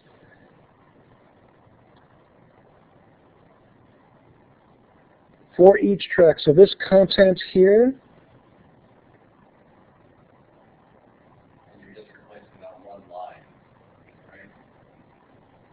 I think so, right? Yep. So now if I save this, just to show you what it looks like without the events, I refresh this, I click on that, and I've got more of a grid. So I haven't changed the behavior. All I've done at this point is change the layout, what the show track DOM looks like. Do I have to define the word DOM? You guys know what that is, right? What is it? Please look. The DOM. Right. It is the all the information of the elements that are currently presented on the page. Right? Or even more. They might have a display none, but they'd still be in the DOM. Right? Even if they're not on the page. So what I've done is create a new DOM structure for that tracks, and specifically for the article the article elements, each of these article elements in there. So at this point, it doesn't quite have the behaviors yet. I don't have the event handlers on these buttons. They're not really buttons, they're labels, but I don't have any event handlers on them. They don't do anything. But you can kind of see what they look like. The next thing I'm going to do is create a behavior when I click on this button, and create a behavior when I click on this button. And when I say this or this, it's going to apply to this whole series. Right? So how do I do that? Well, instead of putting the event handler on a specific element, what I do is put the event handler on the class. And then it applies to all elements with that class. So any element that has that class that's clicked on is going to respond to that event handler. So I don't need an ID to set an event handler. I can set an event handler on classes, and then it applies to all of them. Right? And not only does it apply to all of them, I can actually figure out which one was clicked. So here, let's do this. Let's take this code.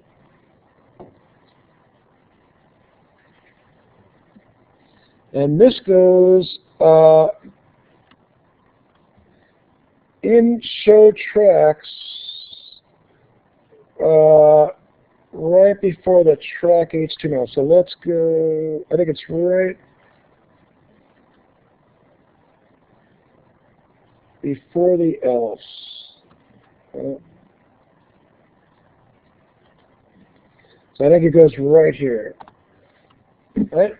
So we create the DOM. Can we put those event handlers above that? No, because those elements don't exist. Does that make sense?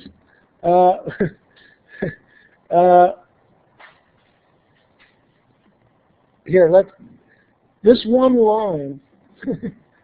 What would happen if I put this code above this line and put that line after the event handlers are set, like down here? What does this line do? It actually inserts that whole content into the DOM. So this is an important point. You can't have an event handler on a variable. It has to be on something in the DOM. So you cannot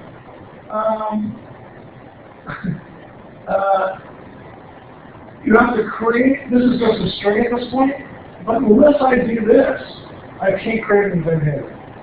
Because it's going to say that thing doesn't exist. There is nothing with a class of update track. All you have is a string up here. It's this that makes it part of the DOM. Adding that string to each HTML of that element puts it on the page. Without doing that, all you have is a string, and you can't add a click event to a string. Does that make sense? That's an important point. It's something very easy to screw up. You create all those text, and then it looks like DOM elements, and then you want to do something with it. If you don't add it to the page before you set the event handlers, you're going to get an error. Or you probably won't get an error, but you won't get the event handlers to work. Because they have to be part of the DOM to have an event on it. That's just the way it works. Events are a feature that comes with the browser DOM. And they're not something you can just add to anything, like a string. At this point, there is nothing on the page that has events, it's just a string. Does that make sense? We're using an interesting technique. We're creating a giant string of HTML, and then in one statement we're actually adding it to the page. And you have to add it to the page before you can add events to them, because it's only the page that understands what a click event is. So, now when I save this and upload it, and if I reload this page, I click to get my track listing, and when I click on them, at this point I'm just using the alert function in JavaScript, but I'm trying to demonstrate to you that I know what data element I'm working with, right? So watch this. I'm looking at the list of tracks for the first album, and if I click here, it says it's updating track 3. If I click here, it says it's going to delete track 3. Right? That's just what that is putting out, right? If I click here, further down on the list, it knows what track I'm on. It's going to update track 41. If I click here, it's going to delete track 41, right? So how does that work? Well, let's look at the code. First of all, before I add an event listener on click, I remove any click event listeners that might be on those objects. Why do I do that? Because I might call this function more than once, show tracks, and in fact I call it every time I click on an album, and I don't want to have double event handlers on those tracks, or I don't want any kind of crazy behavior. So it's a very safe technique to, before you set an event handler, to remove any potential ones, especially when you do this as a series. Because it is possible in JavaScript that you can have overlaying event handlers. In other words, you could say, you could create an element called button, and you could say, add a click event handler to that button, and then the next one you could say, add a click event handler to that button. And when you click on that button, two things will happen. Both event handlers will fire. It'll just unbind them. If there are none, it won't cause a problem. If there are any, it'll remove them. It'll unbind any click events that are hanging off of that element. So first we didn't do it there, but first we do it here. We unbind them, and then we set the event. And all we're doing in this event is saying, in other words, you saw the pop-up window. And that's where, inside the pop-up window, write either alert or delete. And get the track ID. To get the track ID, we have to go to the attribute that is, so this refers to what? The update or delete button, because that's what's being clicked on. And this refers to its parent. What's the parent of the button? The article that is about the track. And in the article that's about the track, we create that attribute that has the track ID in it. Right? And how do we know we create it? It's right here. Here's the article, and there's the track ID, and there's the data that you put in it. So every time we iterate to create a new article about a new track for that album, we put the track ID, as a data attribute right in the article, and then we can refer to it. It's not part of the button, but it's part of the parent of the button, so we can still find it. And as you'll see, we need to get the parent of the parent, the grandparent, to get the album ID, which is sitting at the section level above the article, or actually it's in the H3 right now.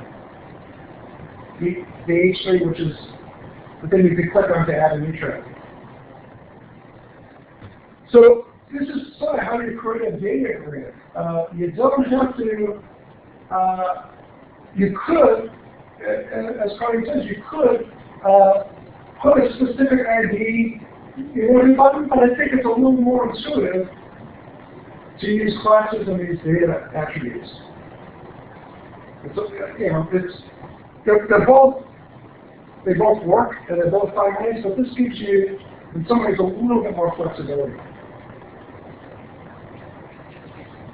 And keeps all your data together, and make sure that every DOM element that's interactive knows what data record it refers to. You know, that's the whole key. So,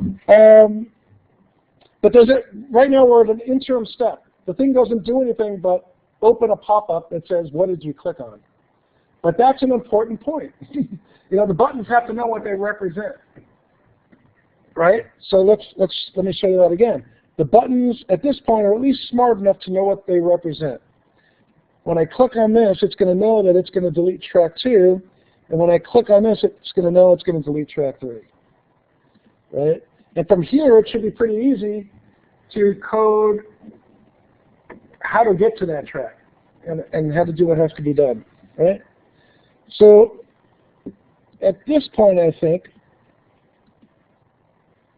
we've talked about that commit, which is rebuild the track list as an interactive grid, right? And almost all of it is in the JavaScript.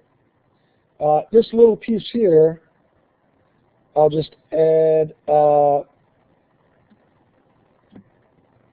just to get that pointer on the buttons, right? And that's just a CSS thing. In fact, we could just add that right here.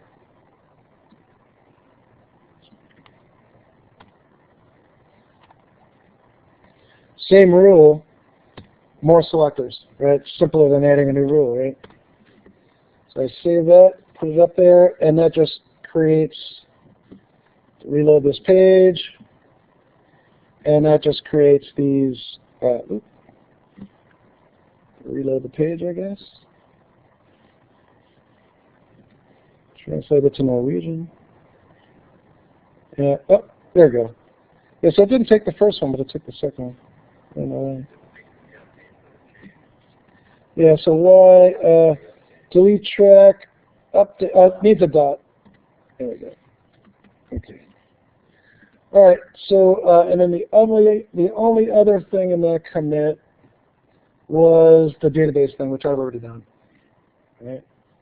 So, which really doesn't pertain to the behavior in that commit. So now, getting the context data. Okay, so what we do in this step is a little adjustment. I move the context data up into the section. So you see where we show tracks, where we have the content. I basically add all the, what do I mean by the context data? The IDs of the parents that track is going to belong to, so we can insert it into the right place, both in the database as well as in the JavaScript object that's in the memory of the browser, right? Yeah. So now here's a tricky thing. To insert it on the database, it doesn't need to be as smart. It just needs to know its album ID, because every track has an album, and the album knows what the you know, it doesn't care about that. In the JavaScript object, you can't just find. It's more difficult to find a child of a child in the JavaScript object. You know, we want to find. Think about it. Album 12, but we don't know what genre it's in. It's hard to do that. So we give it the whole parentage, so we can find it very easily. First, you know what I mean? You just get the whole structure. Okay, take get rid of green you added. What's gray? Where's gray? Oh, gray. Good question. So gray, these gray things in Git are what's called, I think, heads. They're code that Git uses to keep track of the changes. And it doesn't affect your code. It's kind of like a comment. That @ makes it kind of like a comment. So you use these statements only if, when you're making your commit, somebody else has made another commit that changed the same line as you did. So that way you know what, you could change the head to say this is the right one. It's kind of beyond the. I think Git itself is still confusing to a lot of people, so getting into resolving commit conflicts is kind of beyond. But it's a GitHub thing, and it has nothing to do with the code that we did. It's something GitHub added. So, but that's a good question. So what I'm going to do here is essentially add this.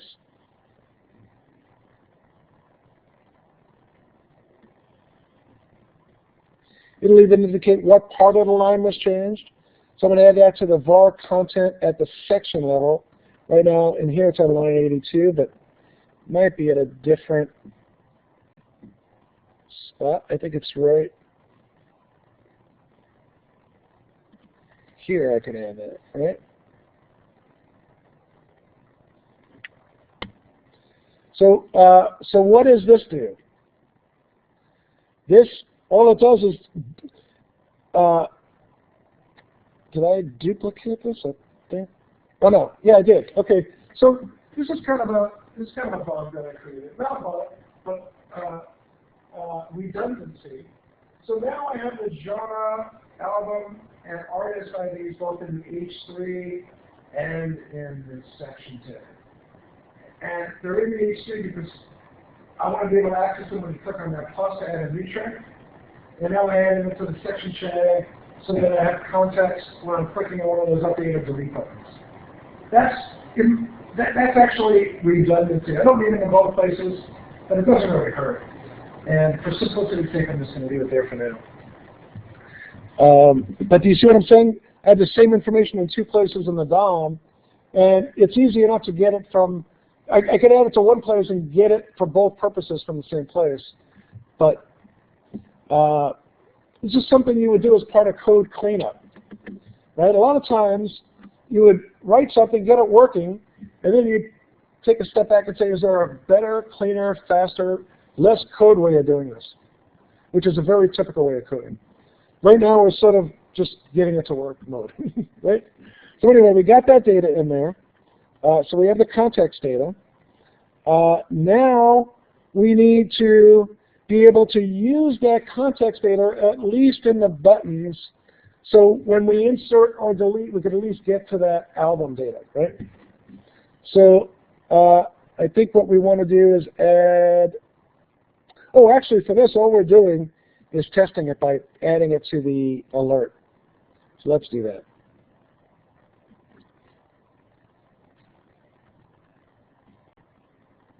In the alert data, we're going to add that, and we're going to add that. And that's an error, so I think we could get rid of that. I think we could get rid of that.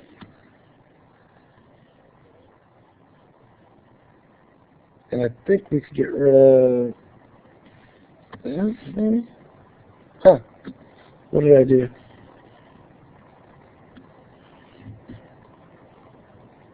Between section and class. Between update and, that's what I did wrong. Right after update and delete.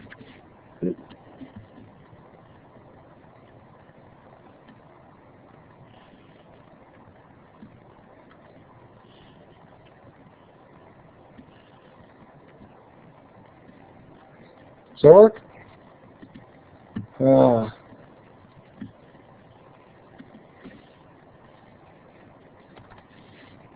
that work? Nope. Does that work? Nope. What am I doing now? I'm going to take the whole line. How's that?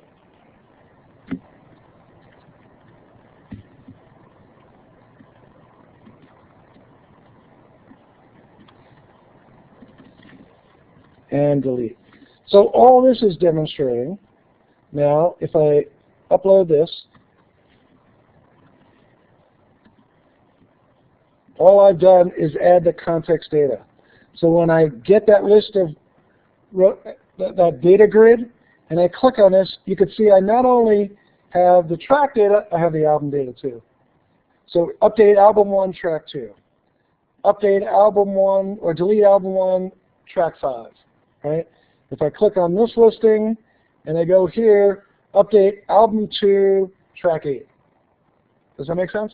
So now I have both of those data available. I'm just alerting them out as a debugging technique at this point.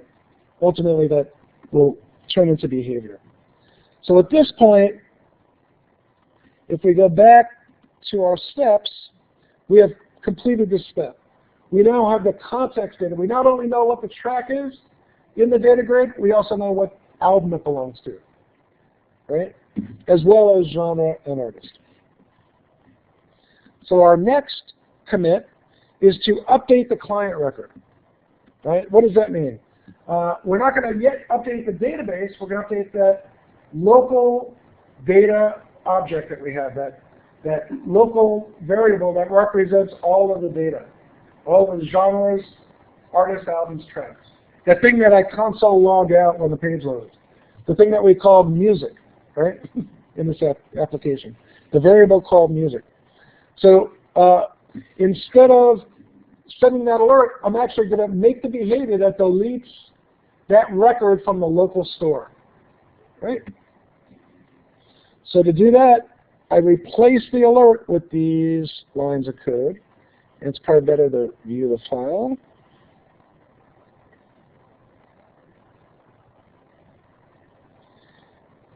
And we want to replace the alert with this right here. And then I'll explain what all that code does.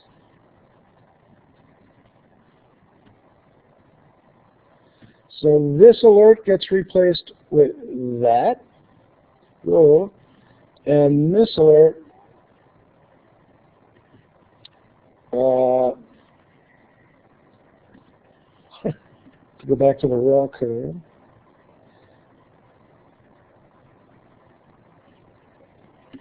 Gets replaced with this.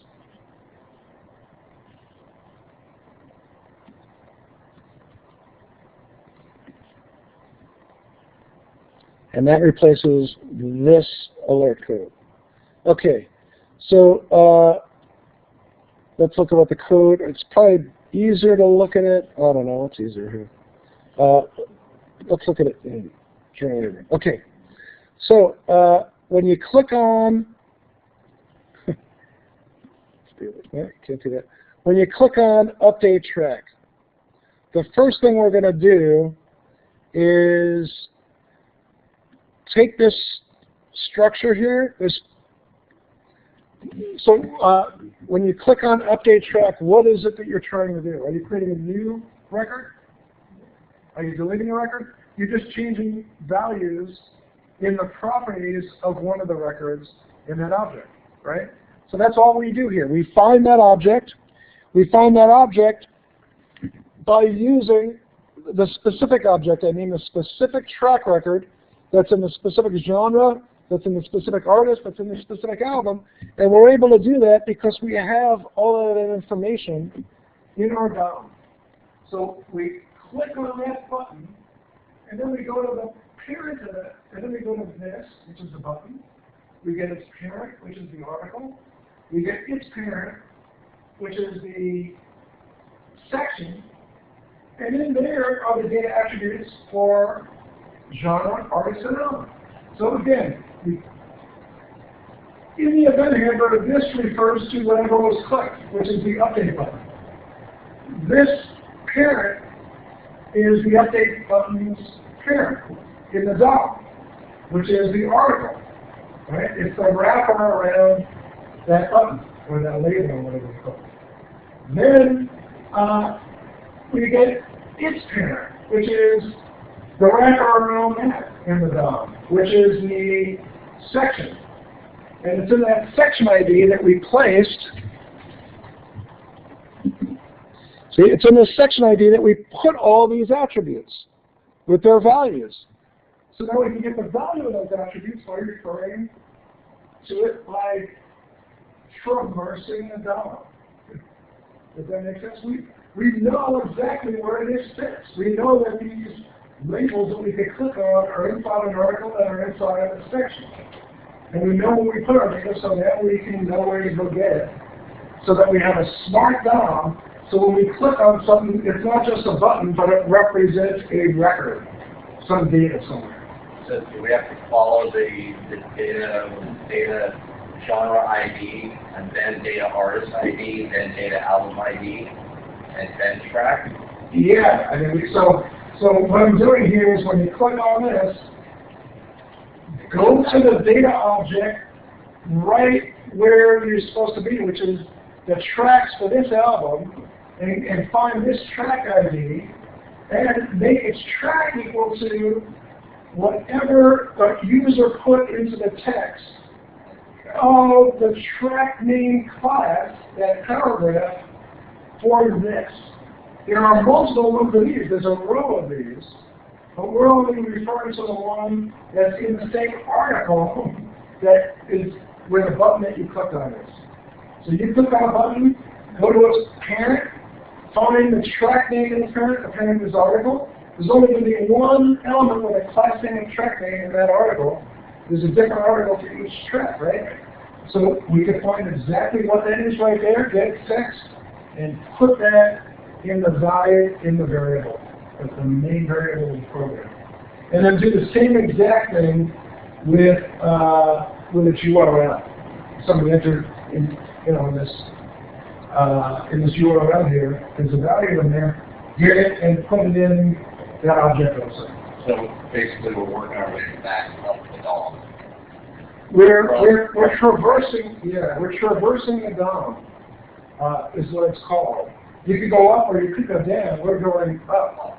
You know, we have a data element that's a part of a bigger set. Right. So we say you click on a button, go to its parent to see what record this is, and go to its parent to see what album and all the rest of it. So we constructed all this, and we're using it. Right? This doesn't come with JavaScript. This doesn't come with HTML. Right? This doesn't come with PHP or MySQL. We created. What do we do when we're programming? At the very essence of programming, what is programming? Lots of coffee and snacks. And pulling out your hair and can they hear me? What do you? You guys hear me? Yeah. Probably don't want to hear that. So what we're doing when we're programming, no matter what programming language you're using, whether you're using C++ on a mainframe or simple JavaScript or ActionScript on a flash file, all programming involves just one simple thing: managing values. Everything has a value, and we manage values. If you're programming a factory compressor or something, that has that. If you're using JavaScript on a web page, what values are you programming, Lisa? What are the values that you're programming when you use JavaScript on a web page? What values are you typically changing? The DOM.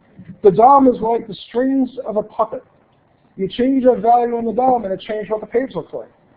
Because the page renders what's in the DOM. So how do we change what's on the page? We change the DOM. And that changes what... So here, we're controlling the DOM. We're not only changing the DOM, we're making it smart. We're making it data aware. So that when we interact with it, it has some intelligence. It's not just a button. It's a button that represents track 8 in album 5 for artist 3 in genre 2. When you click on that, you're telling the database you're updating that record. We've programmed the DOM to create a very smart data application. Because everything on the page is able to be represented, is able to represent some data element out there. Right? And we've got a mirror image of that data. We've got a local copy and we've got a copy in the database. And we update them both at the same time. Right now we're just updating the local copy. In the next step of the tutorial, we're going to update the database. Right? We've done that before. That's actually the simple step. And all we're doing here is, because it's an update, we're not adding any record to that object in the browser. We're not deleting a record. We're changing the properties of a record that's already there. We already have a track, in some Rolling Stones album called Under My Thumb, and we're changing it. So we don't need to add a new one. We're just reassigning the value of track to be what the guy wrote in the track name data element on the DOM that you allowed him to enter. How'd you allow him to enter? You made it a content editable. So all we need to do for this step is to take out the alerts and make them do something. We used the alerts before to see if the buttons were smart enough to do what we want them to do. We know that that's the case, and now we can show them what they need to do, which is create new information in their already existing record. This is, at the end of the day, this is just an assignment statement. So the left of the assignment is a very long variable. Right? It's just a variable name. That's an equal sign. Yeah, so this is an assignment statement, and we're taking this value. I didn't realize that was equal. Yeah, so this is one long assignment statement from here to here. And for those of you at home, I apologize. For those of you at home, this is one long JavaScript assignment statement. And what's being assigned, the new value that's being assigned, is whatever was entered in text. In other words, whatever was entered right here. Right? If I do that, and I update it, it's going to change it, in this data object. It won't refresh it because, like I said, I printed that out when the page loads. So it's not a live object in there. But it will, at this point, if I click this at this point, theoretically, I haven't updated that code yet. But when I update that code, theoretically, it'll delete it. So let's do that. I think I added it. I just have to put it on the server and refresh it. And now when I click on this, if I delete this, giant step should go away. Right? However, did I update the database yet? Right? So what happens if I refresh this page and click on, which one was it? This one? Yeah. Yeah, it's still there. Because I didn't delete it from the database. I didn't make a permanent change. I made a change in the memory of the browser, and I updated. Not only did I change the memory of the browser, what else did I do? How did I do that? Did I update the page? Nope. What did I do? You have to look at the code. I called show tracks again. So I actually updated that whole section. You don't know it, but over here, first I change the object, and then I call show tracks and tell it what my album show tracks for, and it just refreshes it. It doesn't refresh the page, it doesn't go to the server, it just goes to that memory thing and rebuilds that section of the DOM. It does this all over again. This is sort of a semi-recursive call. What does that mean? I'm calling show tracks in one function. In show tracks. I'm not really directly. I said it's a semi-recursive call. I'm calling show tracks within the function show tracks, but it's actually within a event handler that's within the function of show tracks. So we won't implicitly always run every time show tracks runs, or we get it into an infinite loop, right? All it does is allow an event handler that's created within show tracks to, when it's invoked, to show tracks again, to refresh itself. But it would only do so when some interaction occurs, or else you get an infinite loop. And I do it there and I do it there, because when you update one or delete one, you want to refresh the track listing. I didn't touch the genres or any of that. That still stays the same, right? I just refresh the track listing.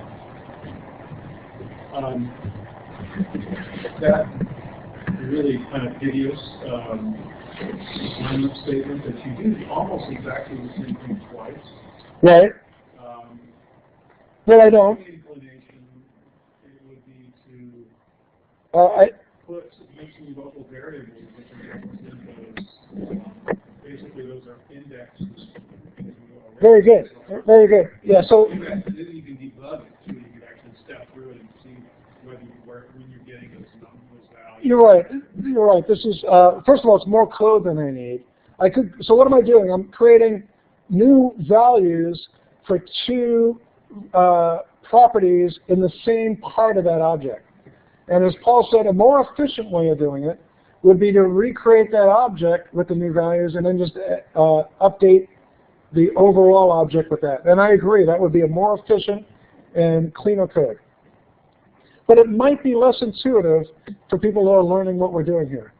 Sometimes more verbose code is easy to teach, and sometimes it's not, maybe I'm wrong.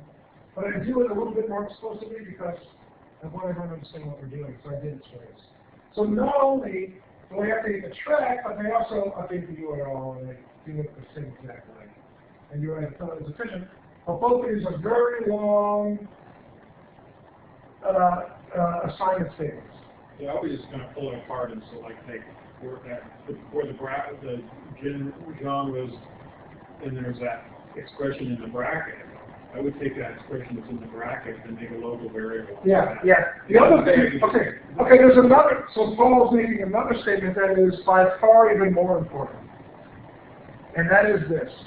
This is very inefficient code because every one of these this statements actually has to execute up and down the DOM and do all that work, and I do it multiple times. It would be more efficient to do it once, put it in a variable, and refer to that variable. So you don't have to find all of these are pretty expensive functions. And when I say these for you at home, each one of these this parent has to go to the DOM and find something, and we do it multiple times.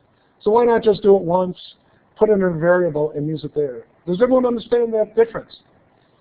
jQuery is a really cool language, but it's easy to overuse it like I'm doing here and rely on it too much. And this will create some, I mean, it works, and you see, to the eye, you can't see that it's inefficient.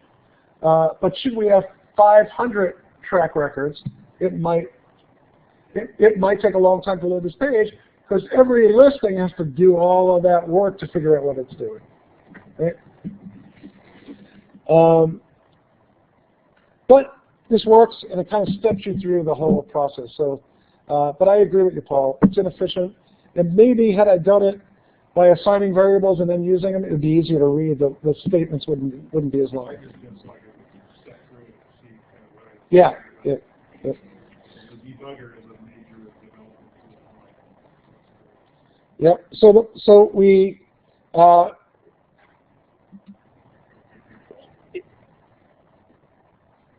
so at this point we've got everything we need working on the page. The only thing we're not doing is fulfilling our promise on those buttons. It looks to the user like we deleted them, but we really didn't do any interaction with the database. Right? So to do that, we go to the next step.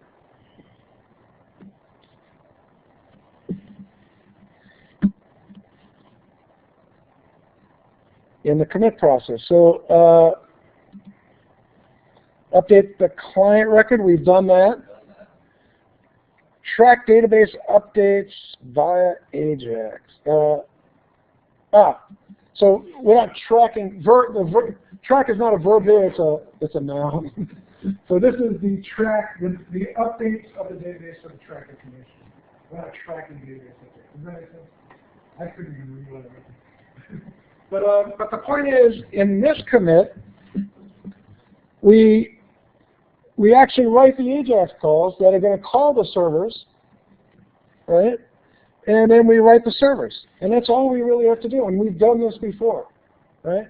We haven't done a delete before, but a delete is pretty simple, right? Delete from tracks where the ID is equal to X. And it just deletes it, and we close the statement. We could have more intelligence here. We could say, you know, if there's a problem, tell the client what the problem is so that they get some feedback. But, you know, at this point, it does what it needs to do. If there's an update, what do we have that's going to be updated? There are two things that can be updated at this point in our application. You can either update the link for the file for the audio track, or you can update the name of the audio track. So the data that's passed to it is the ID, right? We got that from the article, and these two bits of information, which came from the text that the user entered in the paragraphs which are in the article, right? And these two Ajax programs assemble that data and send it to the server. This for the update, this for the delete. And these two programs take that data and interact with the database. This one for the update, this one for the delete. Why do we have, oh, over here? Yeah. Because, It's already running in the query. yeah, I think, I understand in the update track where we're preparing a statement and then execute it, but if this is just running a query, why do you have to execute it? let's try it with and without, all right? Does that make sense? I don't know. Who's taking a SQL class? Any of you guys, or have taken it? Do we? All right, let's do this. Let's take this code.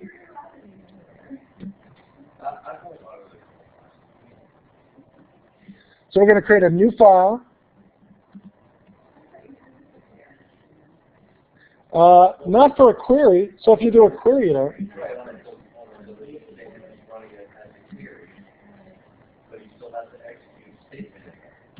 Okay, so I'm going to take this code and put it into this file and save this file under PHP as delete track, right?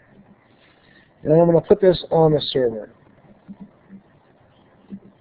And then if I go here, I need to get my Ajax code, right? So I'm going to go back here and so I need this code right here.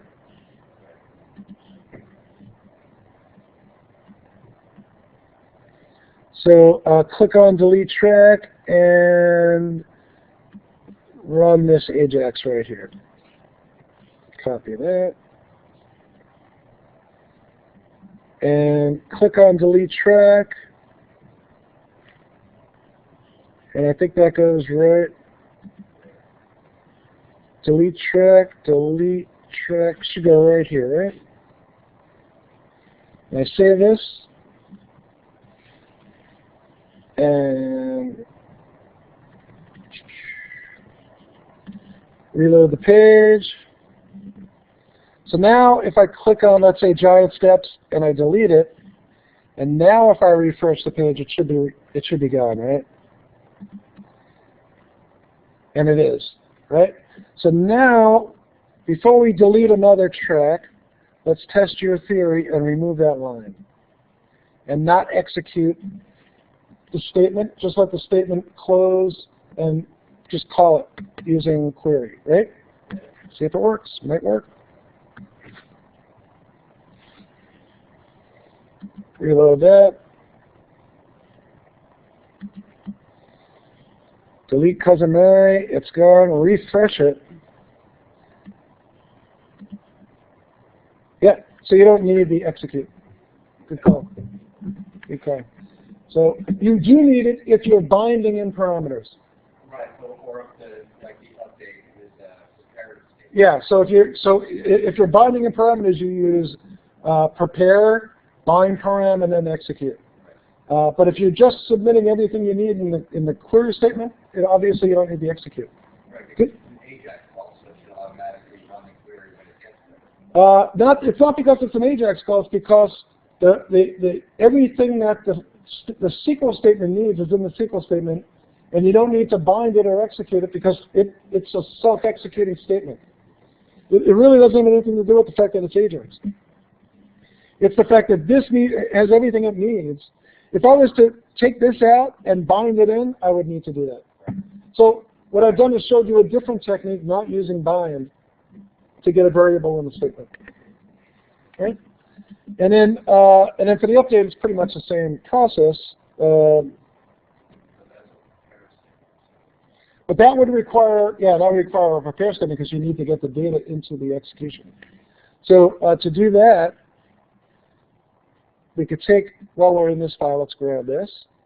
So there was some talk about the Ajax, the jQuery Ajax function and its done subfunction. I don't know if subfunction is the right word.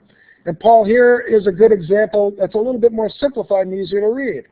So here we're updating a track where when we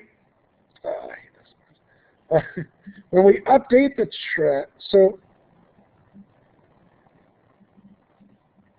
here we're updating a track. So this Ajax, so you click on the update button, which is not, you can't see it because we didn't change those lines. It's up above 107. But when we do that, it does a bunch of things locally, and now it's going to do the database thing. So what it does is it calls this program using the post type of call. It sends the data that that program needs, and then the done function runs as an event handler for the Ajax server program. That done is an event handler for when that Ajax server program comes back and says, I'm complete, I've done everything you've asked. I've run the entire program. And when that happens, an event fires. And that event includes data. When you click on an element, what do you get? Inherently, you get data like this. Right? When you have an Ajax done function that is called, you inherently get the data that came back from the server. Is that a better way of putting it, Paul? Does that make it sense? So it's like the data that comes with the event handler, inherently. Instead of it being, what did I click on, it's what data came back from that function that you called. In this case, I don't use the data because I already know everything that came back. Well, I updated it, but guess what? I told you what to do. I don't need any information from you. It's only when you insert, typically, that you want to get data back because you want to get that ID. You know what I mean? I'll take that back though. A well-written Ajax call should always look at its data, and the data should always have like some kind of error message capability, because it's a leap of faith when you're sending, a command to another computer, right? That computer might be down, right? How many times has the database on the student server been down? Have you gone to our class webpage and it's, So anything can be out there. You want your program to be able to respond to any condition. But that's, like I said, that's more programming than we're doing here. But this shows how, a little bit cleaner how that Ajax, I think, works. So now if we were going to do the update, let's do this. Let's grab that code.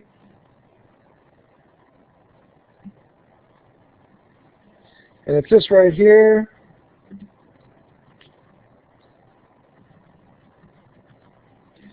And we're going to put it right in the update track right here. So we've updated our data object, right? Watch this. We've update data, local data object, and then we update display of DOM, and then we update database. Right? Remember, we keep all three things in sync. Somebody updates something and clicks a button, it's our responsibility as the programmer to update all three things. If you deleted something, you don't want to see it on the page anymore. If it's not on the page anymore, you don't want it in the memory anymore that represents everything that's on the page. And if you deleted it, you told that user you were taking it out of the database. It's your job to live up to that commitment, right? Or tell them that you couldn't do it. So now we're doing that. We need one more thing. What is it that we need? Well, no, we need the server for the update, right? We didn't program that yet. So, and that's in a different file. That's in the server file. That's in this file right here. So we could grab this whole thing. This is a new file. And we're going to do file new. It's going to be a PHP file. It doesn't have any page elements. It's not a page. And that's basically it. And we could save this under PHP as update track. Right? And we could put that on the server. And, oops. And if you look here, this program calls up that program that we just created, update track, right? So we try it now and refresh the page. The database is there. There it goes. We could now delete a track, and it's permanently deleted from the database, right? That track is no longer there. Or I could change its name to J and update it. And now when I refresh it, it's in the database as J. Right? So we have now a complete CRUD. We have now an example that does all database operations. We could create a track, we could update a track, and we could delete a track. And we could read a track. We read them out on the page. Right? So, you know, there's different ways you could do this. You could have update and delete up here. And you could go through the whole grid, see if you've changed anything, and just update. You know, there's all sorts of ways you could program this depending on the nature of the data. You know, I just did it a certain way, sort of an iTunes way. You know, show tracks when you click on an album, and allow the user to make some minor changes to those tracks. But depending on your application and what you're trying to do and the data you're allowing your users to interact with, it's up to the programmer to design how it looks and behaves on the page and how it all works together. Right? But this application is a very typical Ajax application in the sense that, you know, it's 3 tiers. It has all 4 CRUD operations. Every record is pretty straightforward. Every record is a master detail, detail, detail. Every record within that structure has a unique identifier as an ID. Right? So we set up things to be as simple and as straightforward as possible. Not all applications are like this. You know, sometimes you don't have that luxury of IDs and all that. You have to figure out another way of accessing the data.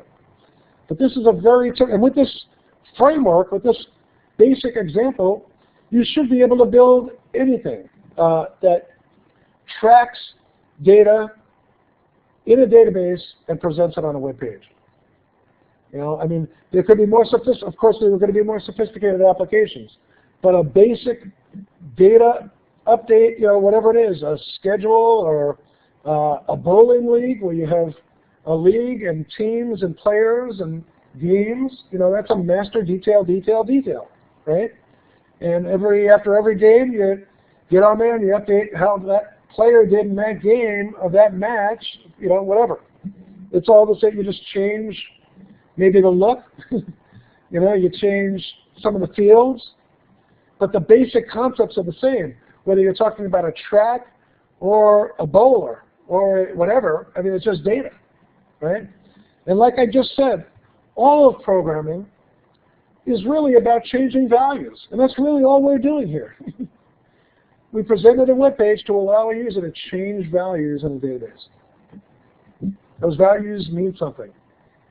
Here they mean what? If we could put an MP3 track in here, it's going to tie it all together, and you should be able to just put a button there to play that MP3 track. Right? And then you have a real full iTunes application. So I'm going to let somebody in this class do that, because we're 99% of the way there. The rest of it's pretty simple. Right? But you see what I'm saying? What is a URL in the database? What is it when you add it as a source attribute to an audio tag? It's an actual song. It's something playing. You know, an audio tag in HTML with a source of an MP3 file will play when you load the page. So values. What is what is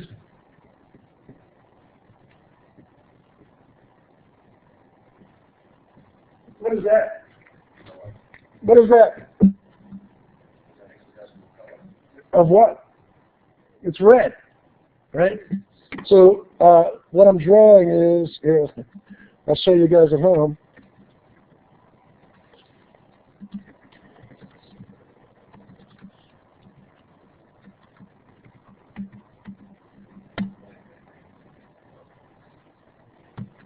Yeah. So we as web programmers know what that value is. Well, we should know, right? Right? You got to think about it, but this is red. And so, and where we put this value matters, right? Making this the value of a color attribute of a P or a specific P changes the behavior of a web page. All of programming, there's nothing you can do in programming that isn't changing values. All the if statements, all the while statements, all the variables, all those are little tools just to change the value of something. What do you do when you create a game for Nintendo?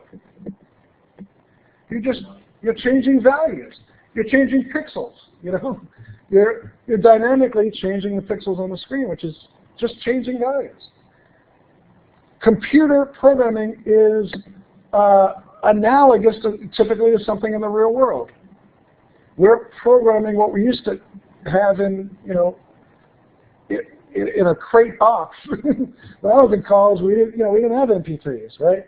In a crate box filled with vinyl records. That was the analog world, right? But today we have digital music, and we could create. And so, what is digital music? It's a value. It's a file, you know. It's an MP3 that is a set of values. Stream along and say how loud or how high or how deep or whatever to play a note on a computer.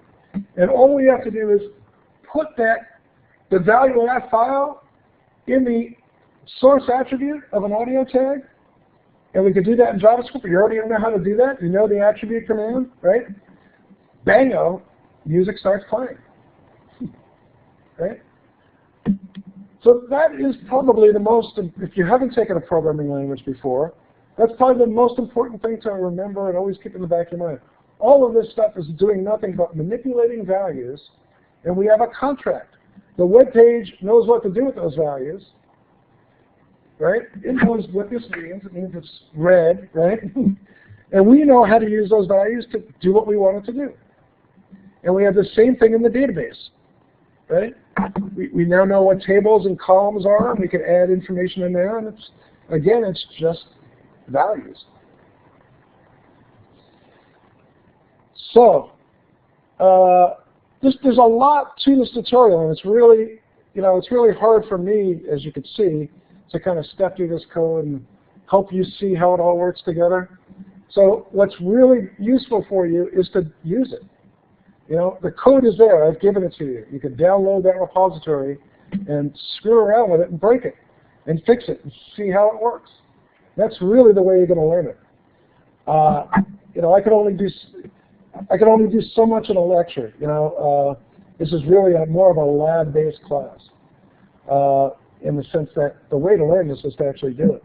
So, like I said, this MyTunes repository, I'll update it now with the latest code. It's actually already there with the latest code. And what I would suggest is do something with it. Add some feature. Add a new field to tracks for duration, right? And put that in the database. And then put that on the page. And then wire them together so that when you update duration on the page and you click update, it updates it in the database. Right? I've already done that for one field. It should be very easy to do for another field, right? And try something else. Try, like I said, it would be pretty easy to add a play button here. So if there is an MP3 file in here, it has to be on your server, of course. You have to own the music to play it. And there's a file in there. You click this, it should be able to play that music in some way. I haven't done that yet. I haven't figured it out, but that would be a nice feature to have. And I think it would be relatively easy to do. So when we did images, you said you showed us how to put it in the database and said that that's not a good idea. Is that the same with any MP3? Yeah, I think it's probably even more so probably on MP3s. Because they can get a lot larger. So with images, you can get by with this using thumbnails, and the performance is pretty good. Right. What were some of the problems we had? Administratively, right? We have a new computer. None of you guys could have, a lot of you guys had problems importing the database with those images, for whatever reason. So it could introduce administrative problems because images, databases weren't originally designed for images. It's sort of a feature they added later, blobs. So, the general rule of thumb is try to avoid using blobs. Where there might be acceptable is for things like this, where you're using thumbnail images, which aren't very large. But even then, you might run into administrative problems. It's always typically better just to refer to the data by address as opposed to the actual data. So just say, and you can envision how we would do that in this application. Instead of getting the data from the database as a raw JPEG data and putting it in like we did, you could just get the data from the database and put it where? In the SRC attribute of the image tag. And it'll render just as well. But you need to have that image on, where that URL is. You know what I mean? Or you're going to get, no image found or whatever, 404. So, it's 10 o'clock. So, like I said, this tutorial we did in like 4 weeks. We took one week break. So there's a lot of code. But it's just about everything you need, it's just about everything that's in the objectives for this class. All of this is a database-driven website. The other thing is, two other things. There's another example that I mentioned earlier in this semester, this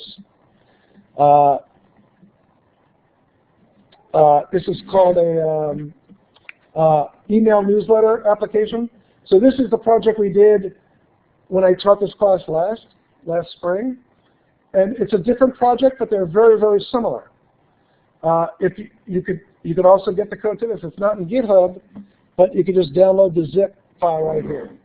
And the address is right here for the people at home. And the point why I'm bringing this up, Calvin got the red. Way to go, man. The reason I bring this up is, like I said before, maybe before the recording started, there's no reason you have to start from scratch. I think it might be overkill for many of you. It's perfectly reasonable and okay to take one of these projects, either the one we did last year in this class or this year, and modify it and expand it. It doesn't mean just change the colors, of course. It means adding new behaviors, but it shouldn't mean anything. It should be easier than starting from scratch. And I don't expect you to start from scratch. You're certainly invited to, and I encourage that. That's great. And if you have a project that you're already working on or want to work on or can work on for a client, that's perfectly acceptable. But I don't want you to, spend 4 weeks going crazy building a website from scratch. It's not required for this class. You could take one of these examples and work on it from there. And everybody seems to be taking notes on that. So you can easily turn the email subscription system into a crochet application just by, or taking that pattern and framework and just changing the content.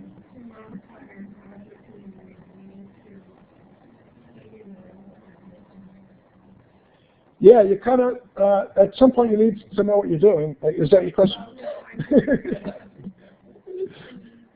It's like anything. You can get by without knowing what you're doing. But No, I don't mean, we talked a little bit before class about modifying what you're doing. Yeah, so good question. I think I know your question. So to try to answer that question, let me show you this. So I think I sent out a note for this. There's now a final page, and it lists all of your proposals, and I've commented on them. And if you could comment back on them and say, yeah, so If I get into the guts of it and I feel like something's really just not. let me know. Update it here, and if you update your own listing, it'll show in yellow as an indicator. Does that make sense? If I comment on it, it's going to show in blue, but here Jim commented on his own, so it shows in yellow, so I can see it as an update. Right? Does that make sense? So just comment on your own proposal to update it, and you don't have to comment that much, but even just a quick, I'm going to do this instead of that, or whatever. Carlene, you got to answer your thing.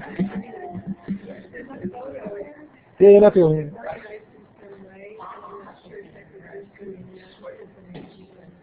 Right. Yeah, so, I mean, so you bring up a good point. The first thing is kind of know what you're doing, make sure it's doable and reasonable. You don't have to have 100 images, but to have just a database of images that don't have data in them, has no value. So organize them in some way. Okay, guys, any other questions? Comments? Sighs of relief? Sighs of anguish? All right, see you next week. I don't know what's the class.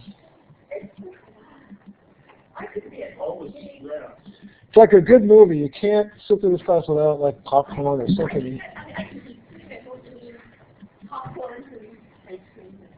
Instead, I'm eating 300 calories of the How many grams? So when you're placing, I've noticed that everything that we put together in here, the HTML is either set up or the